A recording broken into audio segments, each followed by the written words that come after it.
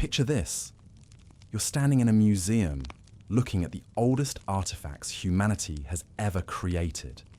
Stone tools from 200,000 years ago, cave paintings that stretch back 40,000 years.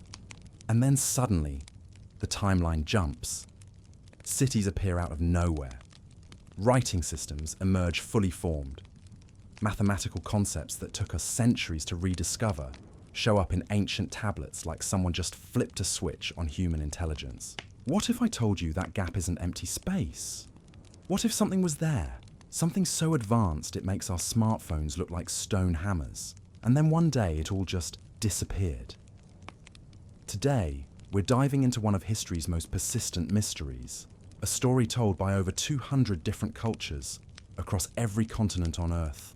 A tale so consistent, it's either the greatest coincidence in human storytelling or evidence of something that actually happened. Something that changed everything. We're talking about the Great Flood. Not just any flood, but the flood. The one that supposedly wiped the slate clean and forced humanity to start over from scratch. And here's the thing that'll keep you up at night. What if it wasn't just water that got erased? What if an entire civilization, more advanced than anything we can imagine, got swallowed by the waves? I'm talking about a society that might have had technologies we're still trying to figure out. Architecture that defies our understanding of ancient capabilities. Knowledge systems so sophisticated, they encoded the mathematical relationships that govern our planet into monuments designed to last forever. Before we go any further, let me be clear about something. I'm not here to sell you on ancient aliens or mystical crystal power. We're going to follow the evidence wherever it leads, even if it takes us to places that make conventional history uncomfortable. Because the more you dig into this, the more you realize that the timeline we've been taught might be missing some pretty important chapters. Think about it this way. Every culture on Earth has flood stories. The Mesopotamians had Gilgamesh and Utnapishtim. The Bible gives us Noah and his ark. Hindu texts describe Manu surviving a world-ending deluge. The Maya spoke of great waters that destroyed previous worlds. Norse mythology tells of floods that drowned giants and gods alike. Australian Aboriginal stories, passed down for tens of thousands of years, describe rising waters that reshaped the land. These aren't just similar themes. They're eerily identical in their details. A divine warning, a chosen survivor. Specific instructions for building a vessel. Animals and knowledge being preserved. A mountain where the waters recede, a rainbow or dove signaling the end. And most importantly, the emphasis that this wasn't just about saving lives. It was about preserving something crucial for the future. Now, mainstream archaeology likes to explain this away as cultural diffusion or psychological universalism. The idea that humans naturally create flood stories because floods are scary and common. But here's the problem with that explanation. These stories don't describe local flooding. They describe global catastrophe. World-ending, civilization resetting, start from zero catastrophe. And when you start looking at the physical evidence, things get really interesting. Because it turns out our planet bears some very strange scars. Scars that look exactly like what you'd expect if unimaginable amounts of water had suddenly reshaped entire continents. Take the channeled scablands in Washington state. For decades, geologists couldn't figure out what had carved these massive canyons and scattered house-sized boulders across the landscape like toys. The answer, when it finally came, was terrifying in its implications. A flood so enormous, it carried 10 times the flow of all the world's rivers combined. Water moving at 60 miles per hour, carving canyons hundreds of feet deep in a matter of days. This wasn't theoretical. This actually happened around 14,000 years ago. And it wasn't just one flood, it was a series of them, triggered by the collapse of glacial dams during a period of rapid climate change. The evidence is written in stone across thousands of square miles. But here's where it gets really wild. That same time period, what scientists call the Younger Dryas, shows evidence of catastrophic flooding all over the world. The Black Sea deluge that may have inspired multiple flood myths. Massive meltwater pulses that raise global sea levels by tens of feet in just decades. Coastal plains the size of entire countries disappearing beneath the waves. Now imagine you're a coastal civilization during this period. You've built cities along the shores because that's where trade happens, where resources flow, where cultures meet and exchange ideas. You've developed sophisticated technologies, maybe even ones we haven't rediscovered yet. Your knowledge systems are encoded in monuments and texts and oral traditions. And then the water comes. Not slowly, like the sea level rise we worry about today. Fast. Walls of water, hundreds of feet high, moving faster than anyone can run. Within days, maybe weeks, everything you've built is gone. Your cities are buried under silt. Your libraries are dissolved. Your monuments are toppled or submerged. The only survivors are those who managed to get to higher ground, carrying whatever fragments of knowledge they could save. Sound familiar? It should, because that's exactly what the flood myths describe. And here's the thing that should make your spine tingle. We're finding evidence that this might actually have happened. Off the coast of India, in the Gulf of Kambat, marine archaeologists have discovered submerged structures. Grid patterns that look like city layouts, artifacts dated to 9,000 years ago, signs of rapid catastrophic flooding that buried an entire settlement under 120 feet of water. Near Japan, the Yonaguni monument sits 80 feet underwater.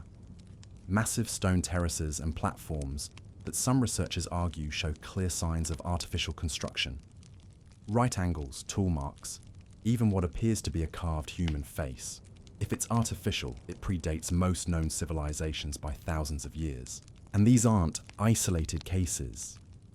Submerged structures have been found off the coasts of Cuba, Egypt, Greece and India, all dating to roughly the same period, all showing signs of sudden submersion rather than gradual sea level rise. But wait, it gets stranger, because some of the monuments that did survive this hypothetical flood show capabilities that shouldn't exist according to our timeline of human development. Göbekli Tepe in Turkey was built 11,600 years ago, right at the end of the Younger Dryas period.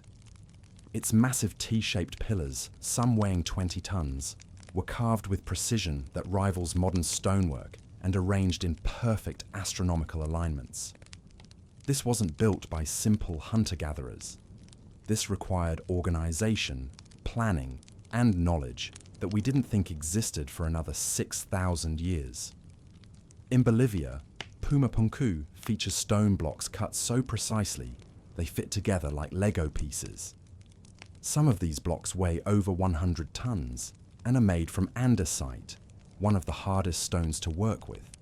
The precision of the cuts, the interlocking designs, the mathematical perfection, it all suggests capabilities we can barely match today. And here's where things get really interesting. Many of these surviving monuments show something else. Evidence of damage from massive flooding. Göbekli Tepe was deliberately buried, as if to protect it. Pumapunku's blocks are scattered as if toppled by tremendous force. Both sites show sediment layers consistent with catastrophic water damage. What if these monuments weren't built after the flood? What if they were built before it, by the civilization the flood destroyed? And what we're seeing are the few pieces that managed to survive. Think about the implications. If an advanced civilization existed before the Younger Dryas floods, and if most of their achievements were coastal cities, now buried under hundreds of feet of ocean sediment, then we're not looking at the beginning of human civilization. We're looking at the aftermath of its near-complete destruction. The survivors, scattered to higher ground, would have carried fragments of their lost world's knowledge. They would have been the teachers and leaders of the rebuilding cultures. The mysterious figures that show up in mythologies around the world, bringing gifts of agriculture, writing, astronomy, and architecture to primitive peoples. The Sumerians called them the Anunnaki, those who came down from heaven. The Egyptians spoke of the followers of Horus, divine kings who ruled before the pharaohs. the Maya-honored Kukulkan, the feathered serpent who brought civilization. The Inca revered Viracocha, the creator god who emerged after a great flood to teach humanity. What if these weren't gods or mythical beings? What if they were human survivors of a destroyed civilization, their advanced knowledge seeming godlike to the rebuilding world? This would explain so many mysteries. Why do we find mathematical concepts in ancient texts that supposedly weren't discovered until thousands of years later? Why do Sumerian astronomical records show knowledge of planetary movements that should have been impossible without telescopes? Why do ancient monuments encode the exact dimensions of the Earth with precision that rivals modern measurements? Maybe because this knowledge wasn't discovered by ancient peoples. Maybe it was remembered by them, preserved from a time before the flood washed away the world that created it. Now, I know what you're thinking. If this advanced civilization was real, where's the smoking gun evidence? Where are the cities, the tools, the undeniable proof? And that's exactly the right question to ask. Because the answer might be sitting right under our noses, hidden beneath miles of ocean water and thousands of years of sediment. The same forces that could erase a civilization could also bury the evidence so completely that we'd need very specific tools and techniques to find it. We're talking about exploring less than 5% of our ocean floors. We're talking about sediment layers that could hide entire cities. We're talking about the possibility that our timeline of human development isn't just incomplete, it's fundamentally wrong. But here's what really gets me excited about this mystery. We're living at the exact moment in history when we finally have the technology to find answers. Deep-sea sonar, underwater robotics, satellite archaeology, advanced dating techniques. For the first time ever, we can actually look for evidence of lost civilizations in places where they might have survived. And some researchers are doing exactly that. They're finding anomalies, structures, and artifacts that don't fit our conventional timeline. The question is, are we ready for what they might discover? Because if the Great Flood was real, if it did erase an advanced civilization, then everything we think we know about human history needs to be rewritten. We're not the first to reach these heights of knowledge and technology. We're not the pinnacle of human development. We're the latest attempt at rebuilding something that was lost. And if it happened before, it could happen again. In the next part of our investigation, we're going to dive deeper into the physical evidence. We'll explore those scarred landscapes that bear witness to catastrophic flooding. We'll examine the submerged structures that might be the remains of lost cities. And we'll look at some archaeological discoveries that have been quietly challenging our understanding of when human civilization really began. Because the more evidence we uncover, the more it becomes clear that the flood myths might not be myths at all. They might be the fading memories of the greatest catastrophe in human history, preserved in story form because stone tablets and clay records were washed away with everything else. The question isn't whether advanced civilizations could have existed before our recorded history. The question is, how advanced were they, and what happened to make them disappear so completely that we're only now beginning to piece together the clues they left behind? The evidence is hiding in plain sight, scattered across our planet like pieces of a jigsaw puzzle that someone threw into a hurricane. And when you start putting those pieces together, the picture that emerges is both fascinating and terrifying. Let's start with something that sounds like it belongs in a disaster movie, but actually happened. Picture this. You're standing in what is now eastern Washington, but 15,000 years ago, you're witnessing something that would make every disaster film ever made look like a gentle spring shower. A wall of water over 400 feet tall is racing across the landscape at highway speeds. It's carrying boulders the size of houses like they're pebbles. It's carving canyons hundreds of feet deep in a matter of hours. The sound is indescribable, a roar that would drown out a jet engine. And when it's over, the entire geography of the region has been completely rewritten. This isn't science fiction. This is the Missoula floods. And the scars they left behind are so dramatic that early geologists couldn't believe water had caused them. They called the landscape the channeled scablands. And for decades, mainstream geology insisted it must have been carved slowly over millions of years. The idea that such massive geological features could be created by flooding in just days was considered absurd. But here's the thing about evidence. It doesn't care what you find comfortable to believe. And the evidence for catastrophic mega-flooding was overwhelming once researchers started looking at it objectively. We're talking about flood volumes that make the Mississippi River look like a garden hose. Water moving with such force that it stripped away hundreds of feet of bedrock and scattered 200-ton boulders across the landscape like someone had been playing cosmic marbles. And this wasn't just happening in Washington. Similar mega-flood evidence has been found across North America, Siberia, and other parts of the world, all dating to roughly the same time period. It's as if the entire planet went through a phase of catastrophic flooding around 12,000 to 15,000 years ago. Now, mainstream science explains these floods as the result of ice dams breaking during the end of the last ice age. Massive glacial lakes held back by walls of ice suddenly burst free when those dams collapsed. And that explanation works for the floods we can directly trace to specific ice-dammed lakes. But here's where it gets interesting.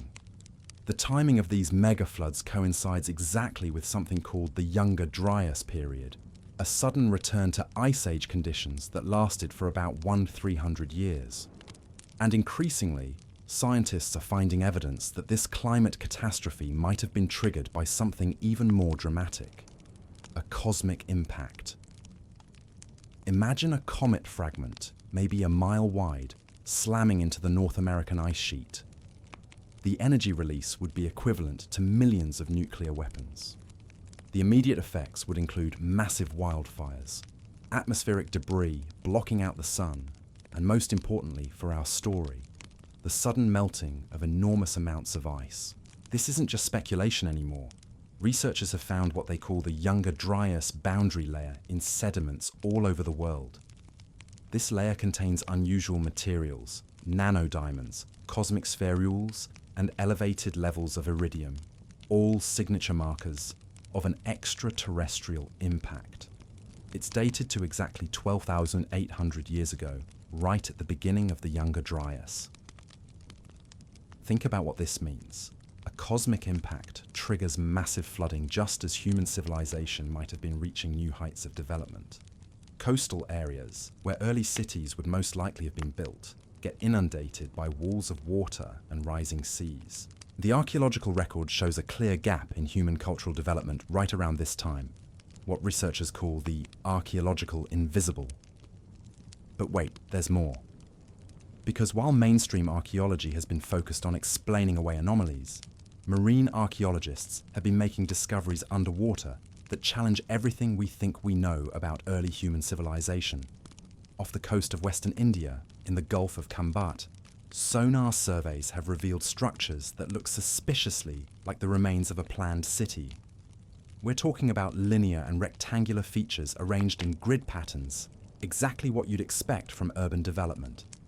These structures are buried under 120 feet of water and covered by thick layers of marine sediment. When researchers managed to retrieve artifacts from the site, carbon dating revealed ages of around 9,000 years, making this potentially older than the earliest known cities in Mesopotamia. The sediment layers tell a story of rapid submersion, not gradual sea level rise. Something catastrophic happened here, something that buried an entire settlement under hundreds of feet of water in a relatively short time. But the Gulf of Kambat isn't an isolated case. Off the coast of Japan, the Yonaguni Monument has been generating controversy since its discovery in 1986. This massive underwater structure features terraces, steps, and platforms cut from solid rock.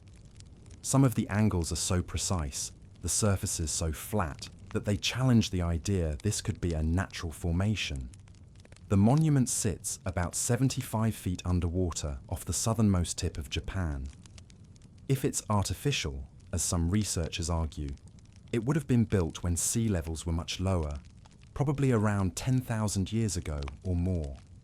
The structure shows what appear to be tool marks, deliberate right angles, and even what some interpret as carved faces or symbols. Skeptics argue it's just unusual rock fracturing, but the geometric precision and the way different elements of the structure relate to each other suggest intentional design. And here's the kicker. The site shows clear evidence of having been above water during the last ice age, when sea levels were 300 feet lower than today.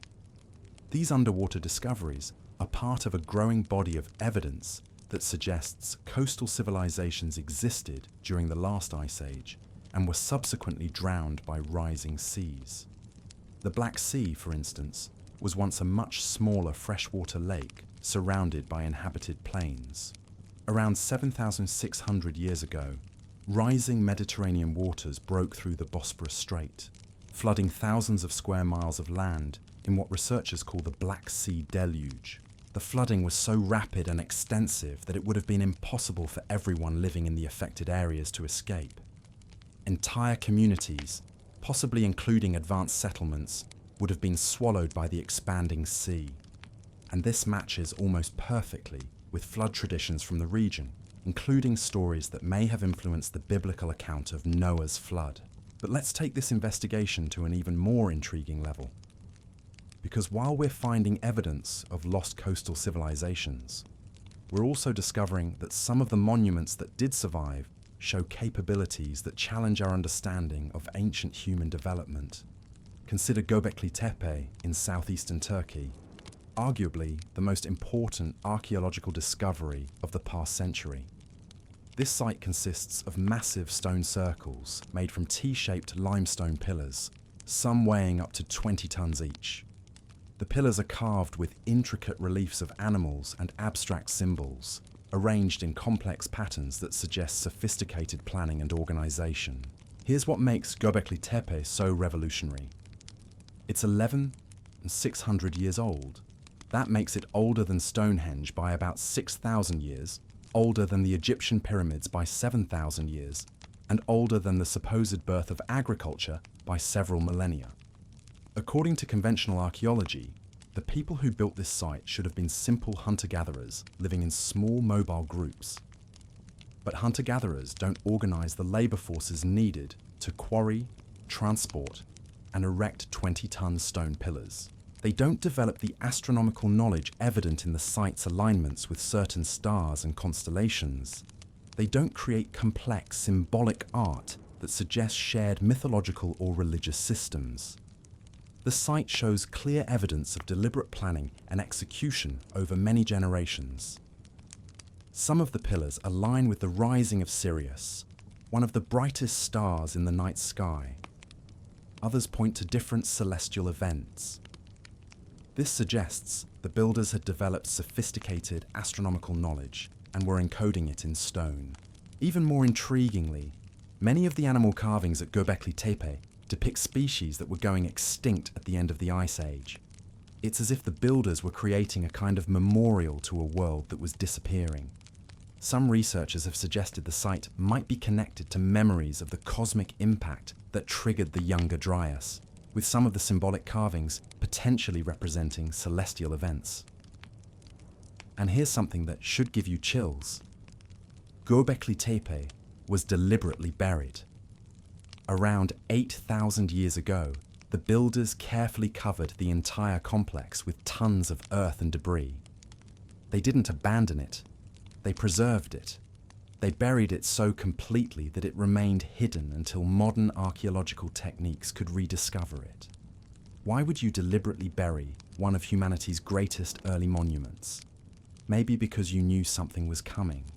Maybe because you wanted to preserve evidence of capabilities that were about to be lost. This pattern of advanced capabilities appearing suddenly in the archaeological record isn't limited to Göbekli Tepe.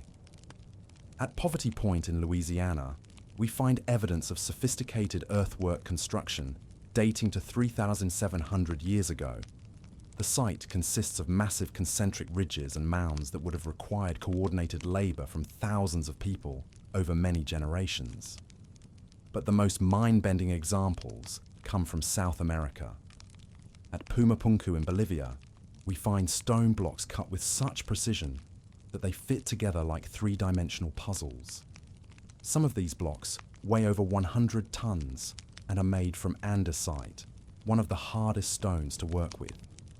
The precision of the cuts is so exact that modern engineers struggle to understand how they were achieved.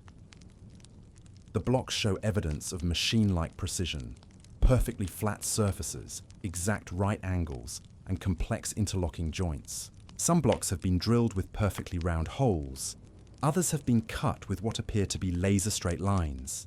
The level of accuracy would be challenging to achieve even with modern diamond-tipped tools. And like many other ancient sites, Pumapunku shows evidence of catastrophic destruction.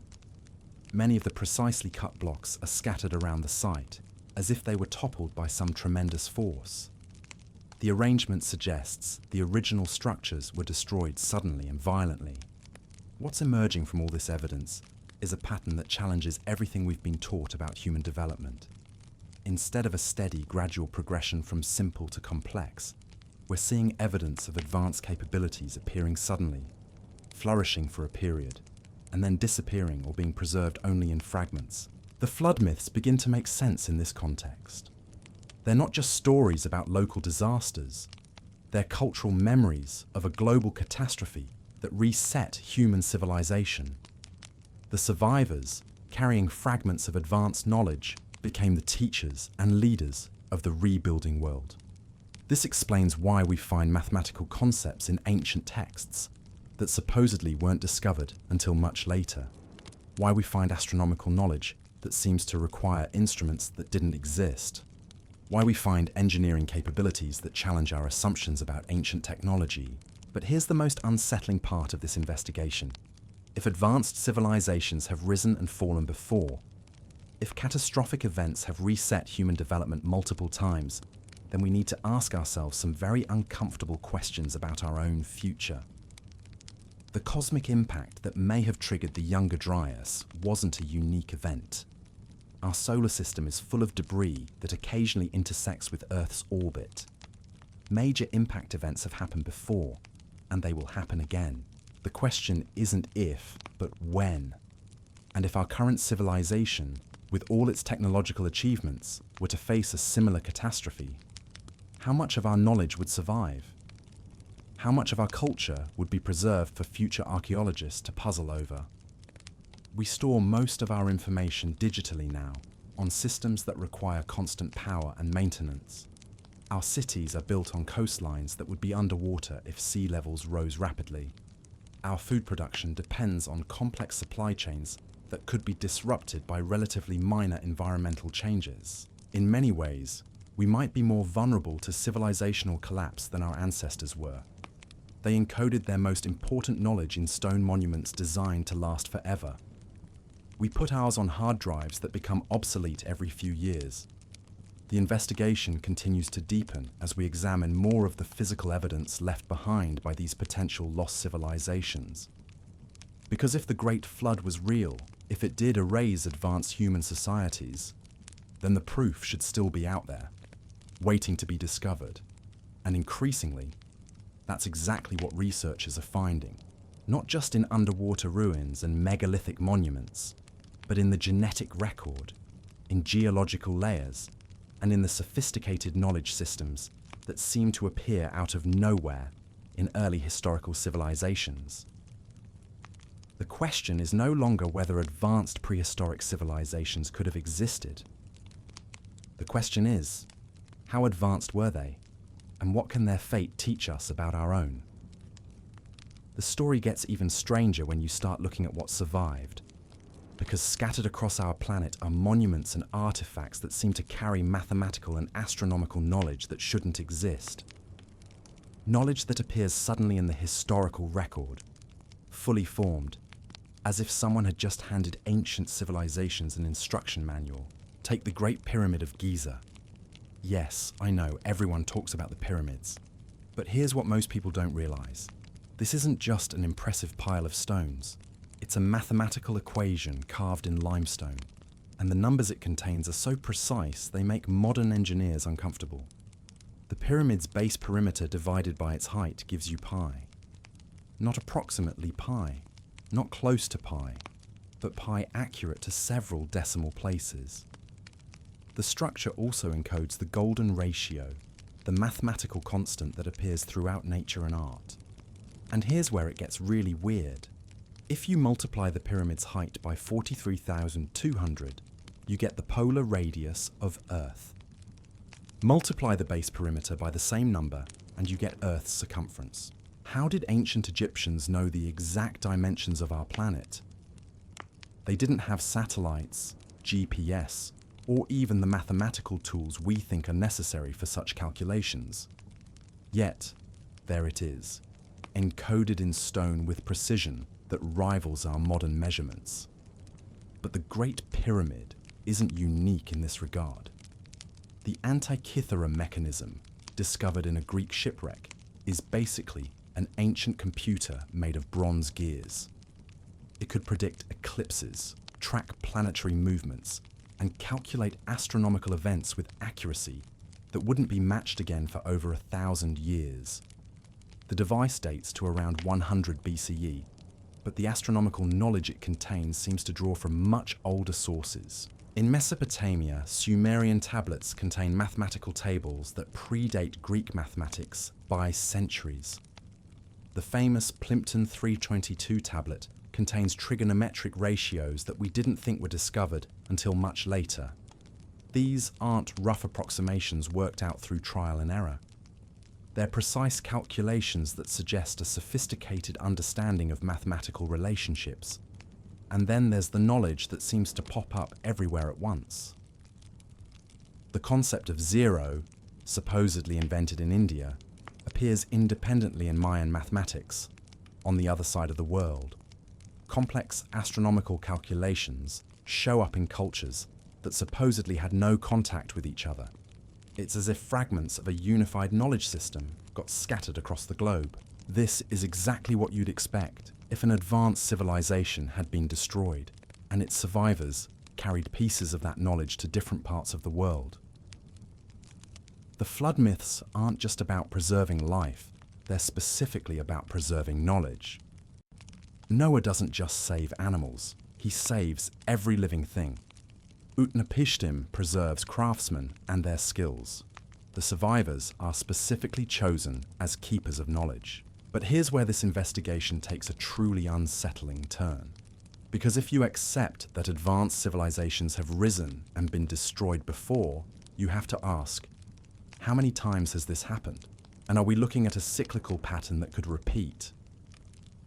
Ancient cultures seem to understand this possibility in ways that make modern people uncomfortable. Hindu cosmology describes vast cycles of time where civilizations rise and fall repeatedly. The Maya developed calendars that track enormous spans of time, as if they expected human history to continue for millions of years with periodic resets. Even Plato wrote about multiple destructions of civilization, with only fragments of knowledge surviving each catastrophe. What if these aren't just mythological concepts? What if they're based on actual historical patterns that early cultures recognized and tried to warn future generations about? The geological record suggests this isn't as far-fetched as it sounds. Our planet has experienced multiple mass extinction events, periods of dramatic climate change, and catastrophic impacts throughout its history. The Younger Dryas was just the most recent example of how quickly everything can change. And here's something that should keep you awake at night. We might be more vulnerable to such events than our ancestors were. They built their most important knowledge into stone monuments designed to last for geological ages. We store ours on computer servers that could be wiped out by a solar flare. They spread their populations across diverse environments, making them more resilient to regional disasters. We concentrate ours in coastal megacities that would be underwater if sea levels rose rapidly. They developed multiple backup systems for preserving crucial knowledge. We rely on global networks that could collapse if key nodes were destroyed. But let's get back to the evidence. because that's where this story gets really compelling. If the Great Flood was real, if it did destroy advanced civilizations, then we should be finding more than just scattered monuments and mathematical anomalies. We should be finding the actual remains of those civilizations. And increasingly, that's exactly what researchers are discovering. Not just the underwater structures I mentioned earlier, but evidence of sophisticated urban planning, advanced metallurgy, and complex trade networks that predate what we thought were the first civilizations. In Turkey, recent excavations at Çatalhöyük have revealed a Neolithic city that challenges our assumptions about early urban development. The settlement, dating to around 7,500 BCE, shows evidence of sophisticated social organization, advanced agriculture, and even early forms of urban planning. The houses are built in a honeycomb pattern with no streets. People moved across rooftops and entered their homes through holes in the ceiling. But what's really interesting is the artwork. The walls are covered with elaborate murals depicting hunting scenes, geometric patterns, and what appear to be maps of the surrounding landscape. Some researchers have suggested that certain images might represent astronomical events, or even the volcanic eruption that helped preserve the site. In Peru, the site of Corral has been dated to around 3,500 BCE, making it one of the oldest cities in the Americas. But this wasn't a simple farming village. The site contains monumental architecture, including stepped pyramids and circular plazas arranged according to astronomical alignments. The level of organization required to build such structures suggests a complex society with specialized roles and advanced planning capabilities. What's striking about these early urban centers is how suddenly they appear in the archaeological record. There's very little evidence of gradual development from simpler settlements. They seem to emerge fully formed, as if the knowledge of urban planning and monumental construction already existed. This pattern repeats itself around the world. In China, the Hongshan culture built sophisticated jade artifacts and ceremonial complexes around 4,700 BCE. In Scotland, Skara Brae shows evidence of advanced Neolithic construction techniques around 3,200 BCE. In Malta, the megalithic temples demonstrate architectural sophistication that predates Stonehenge by over 1,000 years. Each of these sites appears suddenly in the archaeological record, shows capabilities that seem advanced for their time, and often contains evidence of astronomical knowledge or mathematical precision that challenges our assumptions about early human development. But perhaps the most intriguing evidence comes from genetic studies of human populations. Recent advances in DNA analysis have revealed some surprising patterns in human migration and development that align with the flood hypothesis. Genetic studies show that human populations went through a significant bottleneck around 12,000 years ago, right around the time of the Younger Dryas. This bottleneck reduced human genetic diversity dramatically, as if the global population had been severely reduced and then expanded again from a smaller number of survivors. Even more interesting, the genetic evidence shows rapid population movements during this period. Groups of people with similar genetic markers appear suddenly in widely separated parts of the world, as if populations had been dispersed by some catastrophic event and then spread out to repopulate different regions. This matches perfectly with the flood narratives, which consistently describe small groups of survivors spreading out to repopulate the world after the waters recede. The genetic timeline even aligns with the proposed dates for the cosmic impact that triggered the Younger Dryas. But genetics reveals something else that's fascinating. Evidence of what researchers call ghost populations. These are groups of people who contributed to the genetic makeup of later populations, but don't appear clearly in the archaeological record.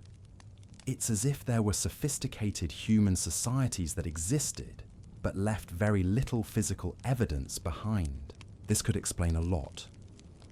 If advanced civilizations were primarily coastal and were subsequently drowned by rising seas, their genetic legacy would survive in the populations that escaped to higher ground, but their material culture would be buried under hundreds of feet of ocean sediment. The survivors would carry not just genes, but knowledge, skills, and cultural memories that would influence the societies they joined or founded. This could explain why we see sudden leaps in human capability appearing simultaneously in different parts of the world. Consider the development of agriculture, one of the most important transitions in human history. For decades, archaeologists believed that farming developed independently in different regions around the world through gradual trial and error. But recent evidence suggests the transition happened much more rapidly and systematically than previously thought. In multiple regions, we see the domestication of plants and animals happening within relatively short time periods, often using techniques that seem sophisticated from the start. It's as if the knowledge of agriculture already existed and was being applied by people who understood the principles involved. The same pattern appears with metallurgy, pottery, and other crucial technologies. They don't develop gradually through obvious experimental phases. They appear relatively suddenly, often showing advanced techniques right from the beginning. This makes perfect sense if these technologies were being reintroduced by survivors who already understood them, rather than being invented from scratch by people with no prior knowledge. But here's where the investigation takes another fascinating turn. Because while we're finding evidence of lost human civilizations, we're also discovering that our planet has hosted intelligent life forms that operated on completely different timescales than human civilization. Recent paleontological research has revealed that some dinosaur species exhibited behaviors and capabilities that suggest much higher intelligence than previously thought. Species like Troodon had brain-to-body ratios comparable to modern birds and mammals, lived in social groups, and showed evidence of complex behaviors that could indicate problem-solving abilities. If intelligent dinosaur species had 165 million years to develop and evolve, is it possible they could have achieved technological capabilities before the asteroid impact that ended their reign? And if so, would we be able to recognize evidence of their civilizations after 66 million years of geological processes? This might sound like science fiction, but consider this. If human civilization were destroyed today, how much evidence would remain after even a few million years? Our cities would erode, our metals would oxidize, our plastics would break down. Only our most durable constructions, built into bedrock or made from the most stable materials, would have any chance of surviving. The same erasure processes that could hide evidence of advanced dinosaur civilizations could also hide evidence of much more recent human civilizations that were destroyed by the flood events we've been discussing. This brings us to a sobering realization about the nature of evidence and the limitations of our current archaeological methods. We're looking for proof of lost civilizations, using techniques designed to find the kinds of remains that civilizations like ours would leave behind. But what if those civilizations were organized differently, used different materials, or had different priorities about what to preserve? The flood myths consistently emphasize that knowledge preservation was the highest priority for the survivors. Not wealth, not power, not comfort, but knowledge. This suggests that the lost civilizations understood something about the fragility of complex societies that we're only beginning to appreciate. They built their most important information into the most durable materials they could find. Stone monuments aligned to astronomical events, mathematical relationships encoded in architectural proportions, and symbolic systems that could survive, even if the languages that created them were forgotten.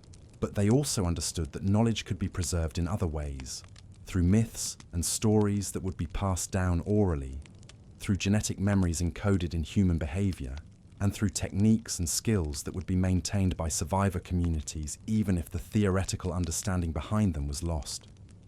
This multi-layered approach to knowledge preservation is exactly what we see in cultures around the world that claim to be descended from flood survivors. They combine monumental architecture with oral traditions, mathematical knowledge with mythological narratives, and practical skills with spiritual practices that encode scientific information. The more deeply we investigate this possibility, the more it becomes clear that the Great Flood might represent not just a single catastrophic event, but a template for understanding how civilizations rise, fall, and leave traces for future generations to discover. And if that's true, then we're not just investigating ancient history. We're looking at a preview of challenges our own civilization might face, and learning from the strategies that previous civilizations used to ensure their knowledge would survive even if their societies didn't. The evidence continues to accumulate from multiple sources: geological, archaeological, genetic, astronomical, and mythological. Each piece alone might be dismissed as coincidence or misinterpretation, but together they form a picture that's becoming harder and harder to ignore. Something happened around 12,000 years ago that fundamentally changed the trajectory of human development. Whether it was a cosmic impact, massive flooding, or some other catastrophic event, it appears to have reset human civilization and forced our species to rebuild from fragments of what came before. The question now isn't whether this happened, but how much we can learn from it. Because if we're right about this pattern, if civilizations do rise and fall in cycles, then understanding what happened to our predecessors might be crucial for ensuring our own survival. In the next part of our investigation, we'll explore what modern technology is revealing about these lost worlds, and what we might be able to learn from them before it's too late. The technology we have today is finally powerful enough to peer beneath the waves and uncover what the flood tried to hide. And what we're finding down there is rewriting everything we thought we knew about human history. Picture yourself 400 feet underwater off the coast of Cuba. The pressure is crushing, the darkness is absolute, and you're surrounded by geometric formations that shouldn't exist. Straight lines carved in stone, right angles that nature doesn't make. Pyramid-shaped structures rising from the ocean floor like monuments to a forgotten world. This isn't speculation anymore. In 2001, marine explorer Paulina Zalitsky used advanced sonar technology to map what appears to be a submerged city covering over 20 square kilometers. The structures show clear signs of artificial construction: roads, buildings, and what look like pyramids arranged in organized patterns. Carbon dating of materials recovered from the site suggests an age of around 6,000 years, but the depth at which they're found indicates they've been underwater for much longer. The Cuban government quickly classified the site, limiting access and preventing detailed exploration. But the sonar images that did emerge show something that challenges every assumption we have about prehistoric human capabilities. We're looking at urban planning on a massive scale, executed with precision that rivals modern city design. And Cuba isn't alone.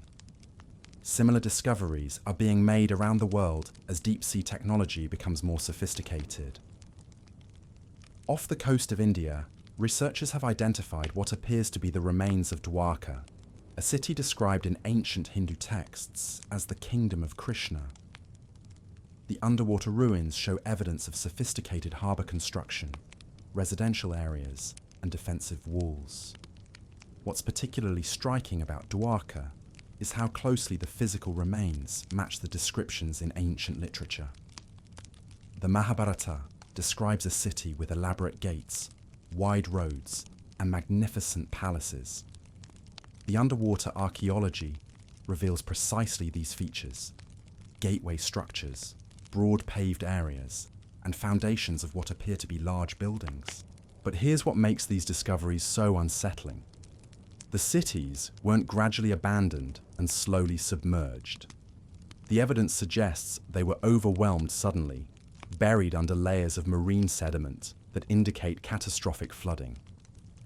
We're not looking at the slow rise of sea levels over centuries. We're looking at the aftermath of something that happened fast enough to trap a civilization in place. The Mediterranean tells a similar story. Off the coast of Alexandria, marine archaeologists have mapped the remains of ancient Heraklion, a city that was swallowed by the sea over 1,000 years ago. But beneath Heraklion's well-documented ruins, they've found something older: foundation stones and architectural elements that predate the known history of the site by thousands of years. These older structures show construction techniques that don't match anything from the historical period. The stones are larger, cut with greater precision, and arranged according to principles that seem to require advanced engineering knowledge. It's as if Heracleion was built on top of something much more sophisticated that had already been there for millennia. The pattern repeats itself wherever researchers look. In the Aegean Sea, sonar surveys have revealed submerged structures that could be the remains of settlements dating back to the end of the last ice age. Off the coast of Japan, the Yonaguni monument continues to generate controversy as more detailed analysis reveals features that are increasingly difficult to explain as natural formations. Recent laser scanning of Yonaguni has identified what appear to be carved symbols, drainage channels, and structural elements that suggest the monument was not just shaped by humans, but used by them for specific purposes. The site shows evidence of having been above water during the last ice age, when sea levels were hundreds of feet lower than today. But the most intriguing discoveries are coming from places where no one expected to find evidence of advanced civilizations. In the North Sea, fishing trawlers have been pulling up worked flints, tools, and even human remains from an area called Doggerland, a landmass that connected Britain to continental Europe during the last ice age. Doggerland wasn't just a bridge of land. It was a thriving ecosystem that supported large human populations for thousands of years. As researchers piece together evidence from the seafloor, they're discovering that this lost world was home to sophisticated hunter-gatherer societies that developed advanced technologies for dealing with changing environmental conditions. The people of Doggerland had to adapt to rising sea levels that gradually swallowed their homeland over several thousand years. But recent analysis suggests that the final submersion happened much more rapidly than previously thought, possibly in response to a catastrophic event that triggered massive flooding across northern Europe. This brings us to one of the most disturbing aspects of the flood evidence: the timing. All of these submerged sites, from Cuba to India to the North Sea, show signs of sudden abandonment around the same time period. Something happened between 12,000 and 8,000 years ago that affected coastal civilizations worldwide. The geological evidence points to a period of extreme climate instability. Ice core data from Greenland shows temperature fluctuations of up to 10 degrees Celsius happening within decades. Sea level data indicates rapid rises of several meters in short periods. Sediment cores from around the world contain layers of material that suggest massive flooding events. But here's where the story takes on an almost science fiction quality. Some researchers are finding evidence that these catastrophic events might have been triggered by forces beyond our planet. The Younger Dryas impact hypothesis suggests that a comet or asteroid fragment struck the North American ice sheet around 12,800 years ago, triggering the climate catastrophe that followed. The evidence for this impact includes a layer of sediment found across North America and Europe that contains materials typically associated with cosmic impacts: nanodiamonds, metallic spherules, and elevated levels of iridium. But the impact hypothesis goes beyond just explaining the Younger Dryas. If a large cosmic object did strike the ice sheet, it would have done more than change the climate. It would have instantly melted enormous amounts of ice, sending massive floods across the landscape and raising sea levels around the world. The scale of flooding that such an event could produce is almost unimaginable.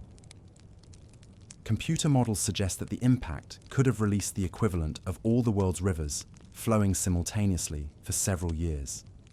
Coastal areas would have been inundated by walls of water hundreds of feet high, moving at speeds that would make escape impossible for most settlements. This scenario matches the flood myths with terrifying accuracy. The waters come suddenly without warning. They're described as covering the highest mountains. The destruction is so complete that only a few survivors remain to rebuild civilization. And most importantly, the flood doesn't just destroy people, it erases entire ways of life. But cosmic impacts aren't the only mechanism that could trigger global flooding.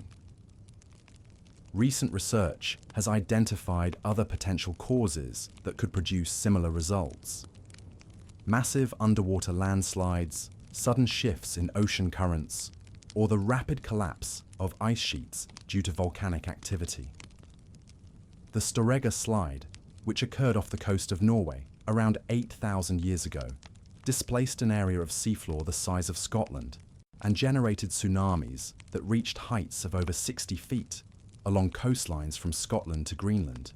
If similar underwater landslides had occurred during periods when sea levels were already rising rapidly, they could have produced the kind of catastrophic flooding described in the myths. What's becoming clear is that our planet is much less stable than we like to think. The geological record shows that catastrophic events capable of resetting human civilization have happened multiple times throughout Earth's history.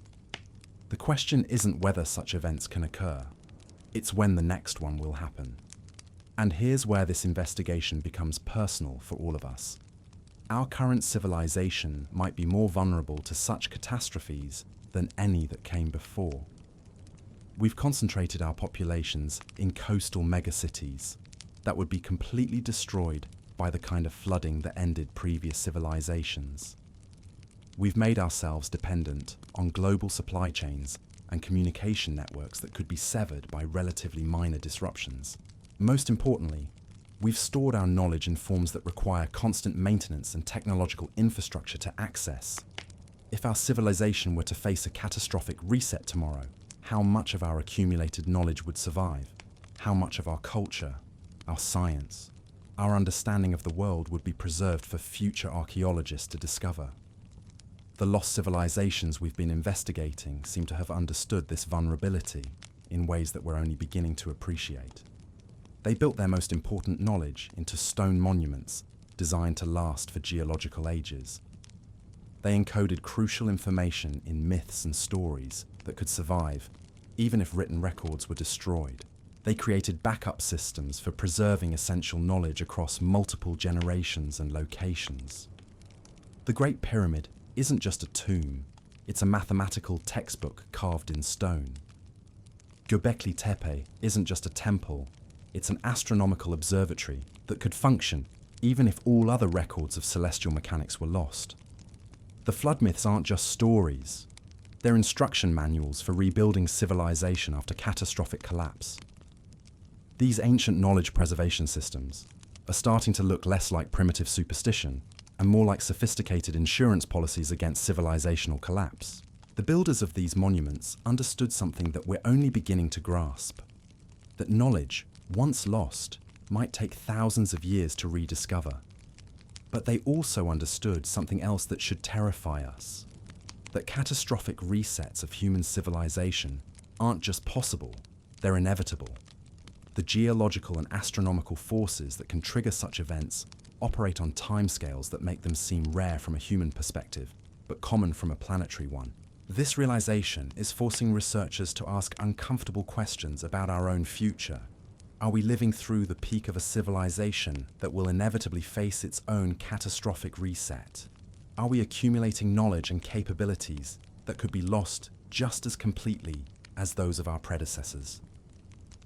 And most importantly, what can we learn from the survival strategies of previous civilizations to increase our own chances of preserving human knowledge and culture through the next catastrophe? The answers to these questions might be hidden in the very ruins and artifacts we've been examining. Because if the flood survivors really did preserve crucial knowledge through the catastrophe that destroyed their world, then understanding their methods could be essential for our own survival. The underwater cities, the precision-built monuments, the encoded mathematical relationships, the persistent myths. They might not just be evidence of what we've lost. They might be instructions for what we need to preserve.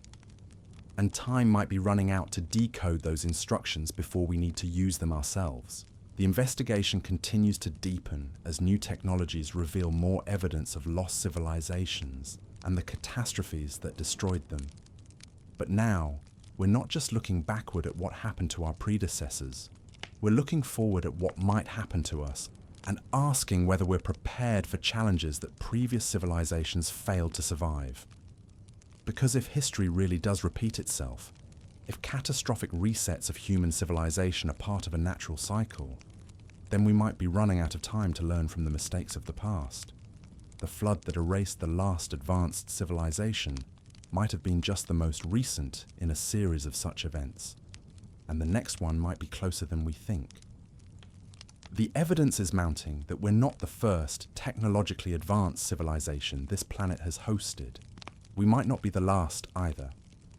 But whether future archaeologists will puzzle over our ruins, the way we puzzle over Göbekli Tepe and the underwater cities, depends on choices we make right now about how to preserve our knowledge and protect our civilization from the forces that destroyed those who came before us. The flood myths were warnings, passed down through thousands of years of oral tradition. The question is, are we wise enough to heed them while there's still time to prepare? The deeper we dig into this mystery, the more unsettling the patterns become. Because what we're uncovering isn't just evidence of one lost civilization. We're finding traces of what appears to be a global network of advanced societies, all connected by knowledge systems that shouldn't have existed, all destroyed at roughly the same time by the same catastrophic forces. Think about this for a moment. We have underwater ruins off the coasts of Cuba, India, Japan, and the Mediterranean. We have precision-built monuments in Turkey, Bolivia, Egypt, and Louisiana. We have mathematical knowledge appearing simultaneously in Mesopotamia, the Americas, and Asia, and all of it dates to the same narrow window of time, right around the period when massive flooding reshaped our planet. This isn't coincidence. This is the fingerprint of a civilization that spanned continents, connected by trade routes and communication networks that we're only now beginning to understand. A civilization that developed technologies and knowledge systems that were so advanced, their remnants still challenge our understanding thousands of years later. But here's where this story takes a turn that makes conventional archaeologists deeply uncomfortable. Because if you accept that such a civilization existed, you have to ask some very difficult questions about who these people were and where their knowledge came from. The ancient texts are surprisingly consistent on this point. From Mesopotamia to Egypt to the Americas, the stories describe teachers who appeared after the flood to help humanity rebuild. The Sumerians called them the Anunnaki. The Egyptians knew them as the Neteru. The Maya honored them as the feathered serpents who brought civilization from across the waters. These weren't described as gods in the way we understand mythology today. They were described as flesh and blood beings with advanced knowledge who took on the role of instructors and guides. They taught agriculture, mathematics, astronomy, architecture, and metallurgy. They established laws and social systems. They founded the earliest cities and organized the first governments. And then, according to the texts, they gradually withdrew from direct involvement in human affairs, leaving behind only their teachings and the monuments they had helped construct. Now, mainstream archaeology explains these stories as mythological personifications of cultural development. The idea that agricultural techniques and urban planning emerged gradually through trial and error, then got attributed to divine teachers in later retellings. But this explanation runs into the same problem we've encountered throughout this investigation. The evidence doesn't support gradual development. The Sumerian civilization appears in the historical record fully formed, with no apparent learning curve. Their earliest tablets contain sophisticated mathematical concepts, detailed astronomical observations, and complex legal codes. Their cities show evidence of advanced urban planning from the very beginning. Their technology and knowledge systems are already mature when we first encounter them in the archaeological record. The same pattern appears in Egypt, where the earliest dynasties demonstrate architectural and engineering capabilities that were never surpassed by later periods. The precision of the Great Pyramid, built during the 4th dynasty, exceeds that of pyramids built centuries later. It's as if the knowledge required to build such structures was already available at the beginning of Egyptian civilization, then gradually declined over time. This is the opposite of what you'd expect from normal cultural development. Skills and knowledge should improve over time as civilizations learn from experience, and build on previous achievements. But what we see in the earliest historical civilizations looks more like inheritance than innovation. The flood survivors described in the myths weren't starting from scratch. They were preserving and transmitting knowledge that already existed. The teachers who appeared after the catastrophe weren't inventing agriculture and astronomy. They were reintroducing techniques and concepts that had been developed before the flood destroyed the civilizations that created them. This explains why we find such sophisticated knowledge appearing suddenly in cultures that supposedly had no previous exposure to complex mathematical or astronomical concepts. The knowledge wasn't developed locally. It was imported by survivors who carried it from the ruins of the lost world. But there's another possibility that researchers are beginning to explore, one that pushes the boundaries of what we're comfortable considering. What if the flood didn't just destroy human civilizations? What if it erased evidence of intelligence that had evolved on our planet long before humans ever appeared?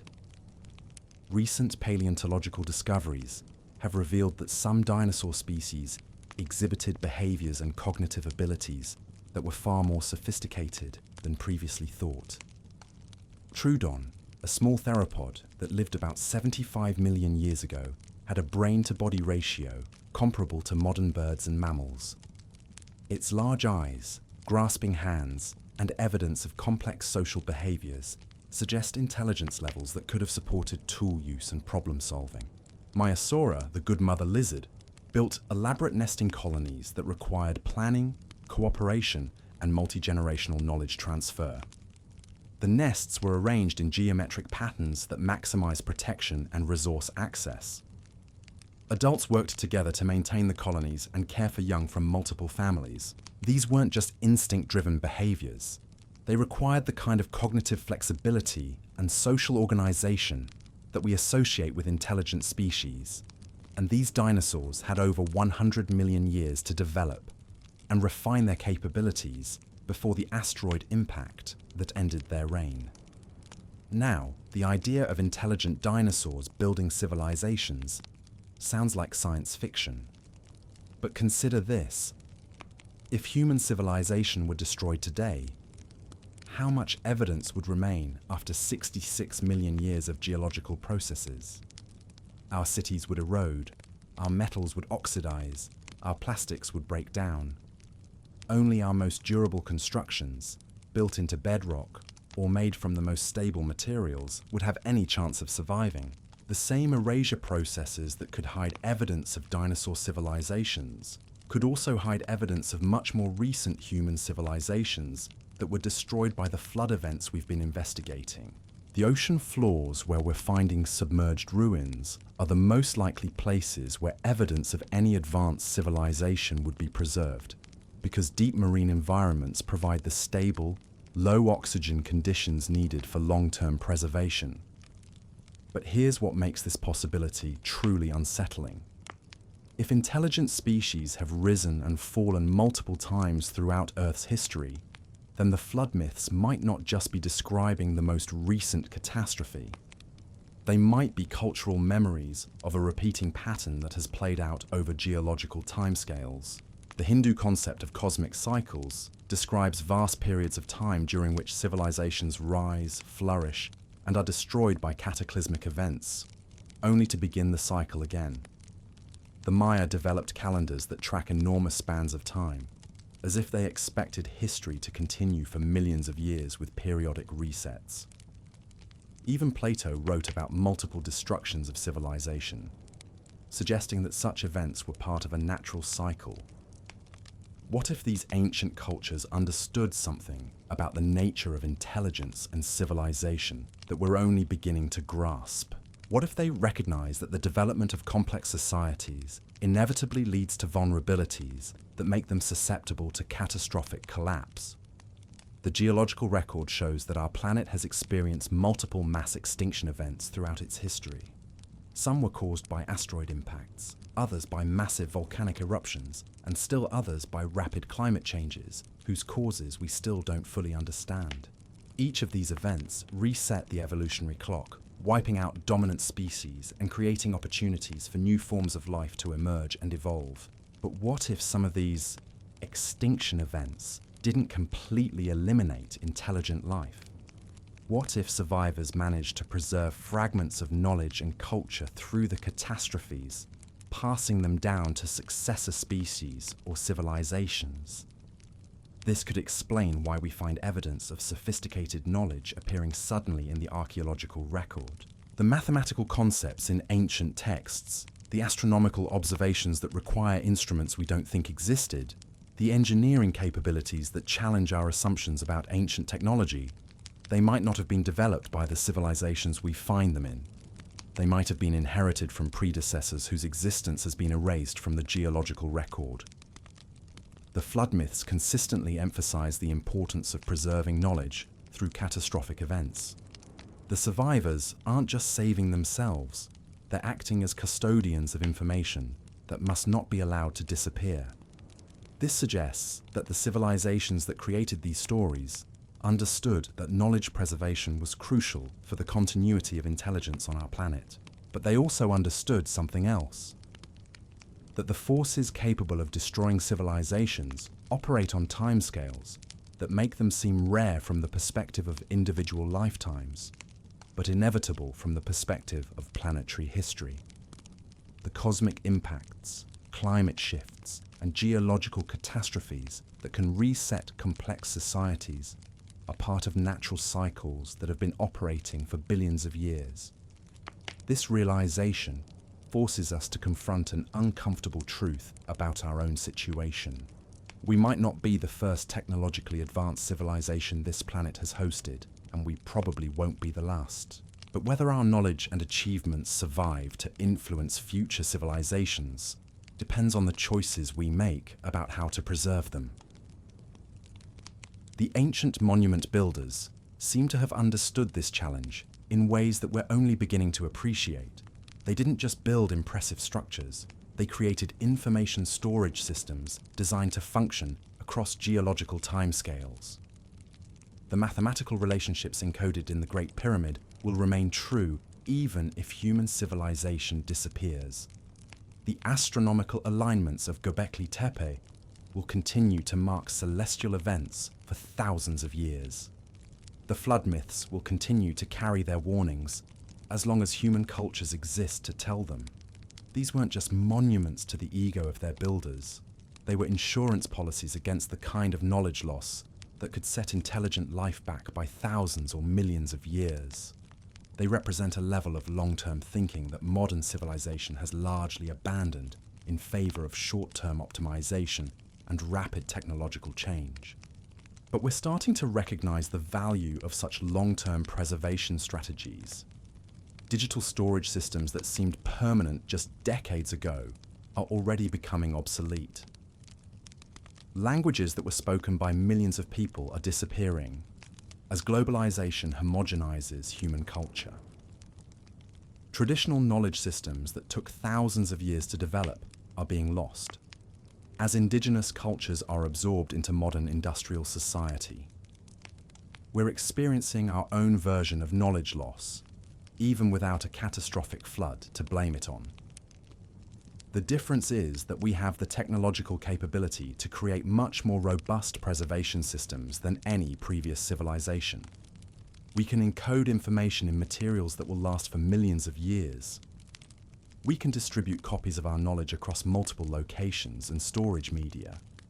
We can even launch information into space, where it could survive the destruction of our entire planet. But we're not doing these things systematically. We're not approaching knowledge preservation with the same urgency and sophistication that the ancient monument builders brought to their projects. We're acting as if our current technological civilization is permanent and stable, even though history suggests that such assumptions are dangerously naive. The flood evidence we've been investigating should serve as a wake-up call.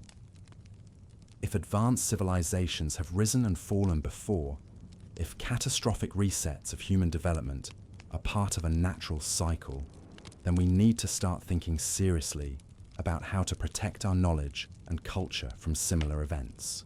The underwater ruins, precision monuments, and encoded mathematical relationships aren't just archaeological curiosities. They're proof that intelligence and civilization are more fragile than we like to admit, and more resilient than we might hope. They show us that knowledge can survive catastrophic collapse if it's preserved in the right forms and distributed widely enough. But they also show us that even the most advanced civilizations can be reduced to myths and scattered artifacts if they don't take the threat of catastrophic change seriously enough. The question is whether we're wise enough to learn from their example before we're forced to repeat their experience. The investigation continues as new technologies reveal more evidence of lost worlds and the catastrophes that destroyed them. But now the focus is shifting from understanding what happened to our predecessors to preparing for what might happen to us. Because if the flood was real, if it did erase advanced civilizations before, then the forces that caused it are still operating. And they might be building toward another reset that could transform our world just as dramatically as the last one did. The evidence is all around us, written in stone and preserved in story, waiting for us to decode its warnings while there's still time to act on them. The question is whether we'll listen to what it's trying to tell us, or whether future archaeologists will puzzle over our ruins the same way we puzzle over the monuments left by those who came before. The question that haunts me isn't whether these lost civilizations existed. The evidence is becoming too overwhelming to ignore. The question is what happened to the survivors and whether their descendants are still among us today. Because if you look carefully at the distribution of flood myths around the world, something strange emerges. The stories aren't randomly scattered across cultures. They cluster in specific regions, following patterns that suggest the survivors didn't just drift aimlessly after the waters receded. They moved with purpose, carrying their knowledge to specific locations where they could rebuild and preserve what remained of their lost world. The Sumerian civilization doesn't just appear out of nowhere with advanced mathematics and astronomy. It appears in the Fertile Crescent, right where multiple river systems converge to create ideal conditions for agriculture and trade. The location isn't accidental. It's strategic, chosen by people who understood geography, climate, and resource management on a sophisticated level. The same pattern appears in Egypt, where the earliest dynasties established themselves along the Nile at precisely the points where the river's annual floods would provide the most reliable agricultural yields. In the Indus Valley, early cities were built with advanced drainage systems and urban planning that suggests their founders already understood the principles of hydraulic engineering. These aren't the fumbling attempts of people learning civilization from scratch. These are the calculated moves of survivors who knew exactly what they were doing because they'd done it before. But here's where the story takes an even more intriguing turn. Recent genetic studies have revealed something that archaeologists are still struggling to explain. Certain human populations carry genetic markers that don't fit the standard models of human migration and development. There are groups of people scattered across different continents who share genetic signatures that suggest common ancestry from a population that existed during the time period we've been investigating. These aren't the gradual genetic changes you'd expect from normal population movements. They're the sharp genetic signatures you'd see if a small group of survivors had suddenly dispersed across vast distances, carrying their genes to isolated populations around the world. The timing matches perfectly with the flood chronology. The genetic data suggests a population bottleneck around 12,000 to 10,000 years ago, followed by rapid expansion and migration. It's as if a relatively small number of people suddenly spread out across the globe, establishing new populations in regions that had previously been uninhabited or sparsely populated. Even more fascinating, these genetic markers are often found in populations that have maintained unusual cultural traditions. Groups that have preserved ancient knowledge systems, sophisticated astronomical observations, or advanced craft techniques that seem out of place for their supposed level of technological development. The Dogon people of Mali have maintained detailed knowledge of the Sirius star system for centuries, including information about the orbit of Sirius B, a white dwarf star that's invisible to the naked eye and wasn't detected by Western astronomy until the 20th century. They claim this knowledge was passed down from ancestors who came from the stars after a great flood. In the Amazon, isolated tribes have developed sophisticated pharmacological knowledge, using complex combinations of plants to create medicines and consciousness-altering compounds that modern science is only beginning to understand. They describe these techniques as gifts from sky people who taught their ancestors after the world was remade by water. Aboriginal Australians have maintained oral traditions for over 40,000 years, including detailed descriptions of geological events, climate changes, and astronomical phenomena that can be verified through scientific methods. Some of their flood stories include specific details about sea level changes and the submersion of land bridges that match geological evidence from the end of the last ice age. These aren't primitive peoples preserving simple folklore. These are sophisticated knowledge systems maintained by cultures that have deliberately chosen to preserve ancient information rather than pursue technological development along the same lines as modern industrial civilization. What if they made that choice for a reason? What if they're the descendants of survivors who witnessed the destruction of technological civilization and decided that a different approach to knowledge preservation might be more sustainable? This possibility becomes even more intriguing when you consider the astronomical knowledge that shows up in cultures around the world. The precision of ancient calendars, the accuracy of celestial observations, the mathematical sophistication of astronomical calculations all suggest access to information that should have required centuries of systematic observation to develop. But what if this knowledge wasn't developed through gradual observation? What if it was preserved from a time when the necessary instruments and institutions existed to make such observations systematically? The Antikythera mechanism shows us that such instruments did exist in the ancient world. This bronze computer, with its precisely crafted gears and complex calculations, demonstrates that someone had already solved the technical challenges of creating mechanical devices for astronomical prediction. But the Antikythera mechanism isn't unique.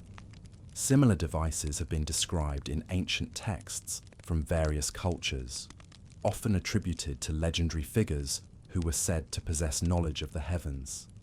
Chinese texts describe mechanical calendars and astronomical computers. Islamic scholars preserve knowledge of complex astrolabes and celestial calculation devices. Indian texts mention sophisticated instruments for measuring time and predicting eclipses. These weren't just theoretical descriptions, they were technical manuals, preserved by cultures that understood the importance of maintaining access to advanced astronomical knowledge, even if they couldn't manufacture the instruments themselves. The pattern suggests a global network of knowledge preservation, maintained by survivor communities who understood that technological civilization could be destroyed, but information encoded in the right forms could survive indefinitely. This brings us to one of the most disturbing implications of our investigation. If advanced civilizations have been destroyed before, and if survivors have successfully preserved and transmitted knowledge across such catastrophes, then we might not be the first technological civilization to reach our current level of development. Consider the implications of that possibility. The scientific and technological advances we're so proud of might not be original discoveries. They might be rediscoveries of knowledge that was lost when previous civilizations were destroyed by floods, impacts, or other catastrophic events. The mathematics we use, the engineering principles we apply, the astronomical knowledge we've accumulated, all of it might have been known before, developed by minds that had centuries or millennia more time to refine and perfect these concepts than we've had. This could explain why certain scientific discoveries have seemed to come so easily to human minds. Why mathematical relationships that should be incredibly complex appear almost intuitive to gifted individuals. why engineering solutions to difficult problems sometimes seem to emerge fully formed from the minds of inventors and designers. What if we're not discovering these things for the first time? What if we're remembering them, accessing knowledge that's been encoded in human genetic memory, cultural traditions, or information storage systems that have survived from previous civilizations?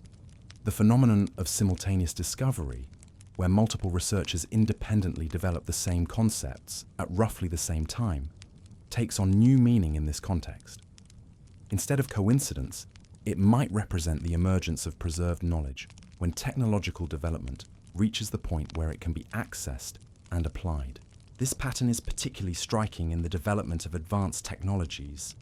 The principles of flight, electricity, and nuclear physics all seem to emerge simultaneously in multiple locations once human civilization reached the appropriate level of technological sophistication, as if the knowledge was already there, waiting to be rediscovered. But here's what should terrify us about this possibility. If we're rediscovering knowledge from previous civilizations, then we might also be repeating their mistakes.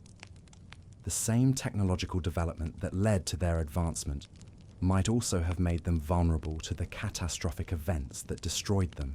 Our current civilization is remarkably similar to what we imagine the pre-flood civilization might have been like. We've concentrated our populations in coastal cities that would be vulnerable to rapid sea level rise. We've made ourselves dependent on complex technological systems that could be disrupted by relatively minor environmental changes. We've created global communication and transportation networks that could collapse if key nodes were destroyed. Most critically, we've become so specialized that most people don't understand the basic technologies that support our civilization. If our current systems were to fail, very few individuals would have the knowledge needed to rebuild them from scratch. The ancient knowledge preservation systems we've been studying look increasingly sophisticated when viewed from this perspective. The decision to encode crucial information in stone monuments, oral traditions, and symbolic systems that could survive technological collapse begins to look less like primitive thinking and more like advanced planning for catastrophic scenarios. The flood myths aren't just stories about what happened in the past. They're instruction manuals for what to do when it happens again. The emphasis on preserving knowledge, maintaining genetic diversity, and establishing survivor communities in geographically distributed locations represents a comprehensive disaster preparedness strategy that modern civilization has largely ignored. We've put all our eggs in the technological basket, assuming that our current systems are stable and permanent. But the geological and astronomical evidence suggests that the forces capable of destroying advanced civilizations are still operating, and they don't care how sophisticated our technology becomes. The cosmic impact that may have triggered the Younger Dryas floods was just one event in a continuous bombardment that our planet has been experiencing for billions of years. The climate systems that can shift rapidly enough to reshape entire continents are still active. The geological forces that can trigger massive earthquakes, volcanic eruptions, and tsunamis are building pressure even as we speak. Our current civilization might be living on borrowed time, just as the pre-flood civilizations were. The question is whether we're wise enough to learn from their example and start implementing the kind of knowledge preservation systems that could help our descendants rebuild if catastrophic destruction does occur. But there's another possibility that we need to consider, one that's even more unsettling than the idea that we're repeating a cycle of rise and fall. What if the forces that destroyed previous civilizations weren't entirely natural?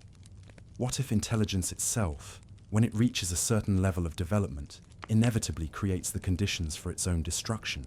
The more advanced a civilization becomes, the more powerful its technologies become, and the more damage those technologies can do if they're misused or if they malfunction.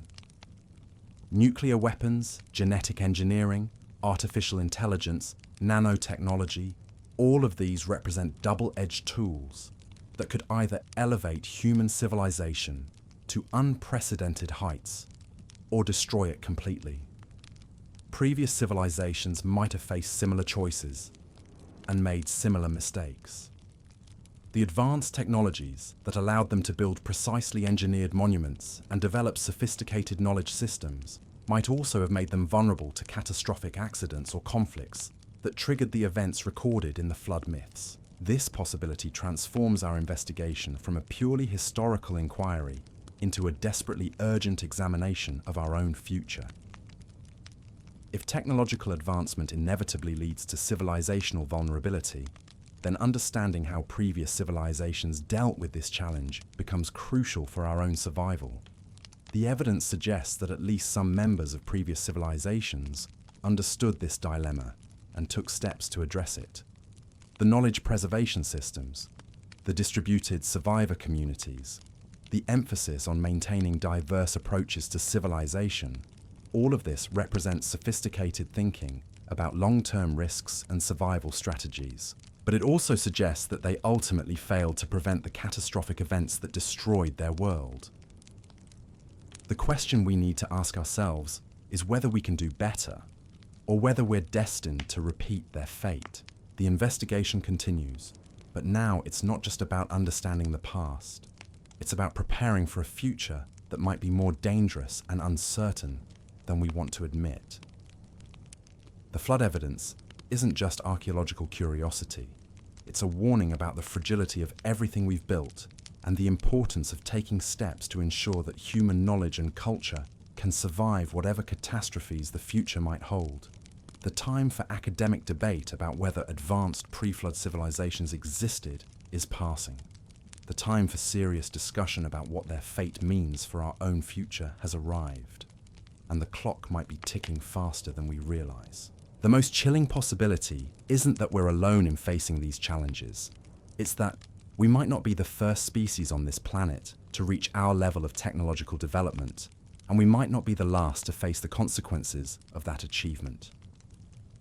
Recent paleontological discoveries have forced scientists to reconsider what we know about intelligence in the ancient world. Take Troodon, a small dinosaur that lived 75 million years ago. This wasn't your typical prehistoric monster. With a brain-to-body ratio comparable to modern mammals and opposable thumbs capable of manipulating tools, Troodon exhibited behaviors that suggest problem-solving abilities and social organization. But here's where it gets really unsettling. Troodon lived for over 100 million years before the asteroid impact that ended the age of dinosaurs. That's not just evolutionary time, that's civilization building time. If human intelligence could develop cities, mathematics, and space travel in just 10,000 years, what could a species with 10,000 times longer have accomplished?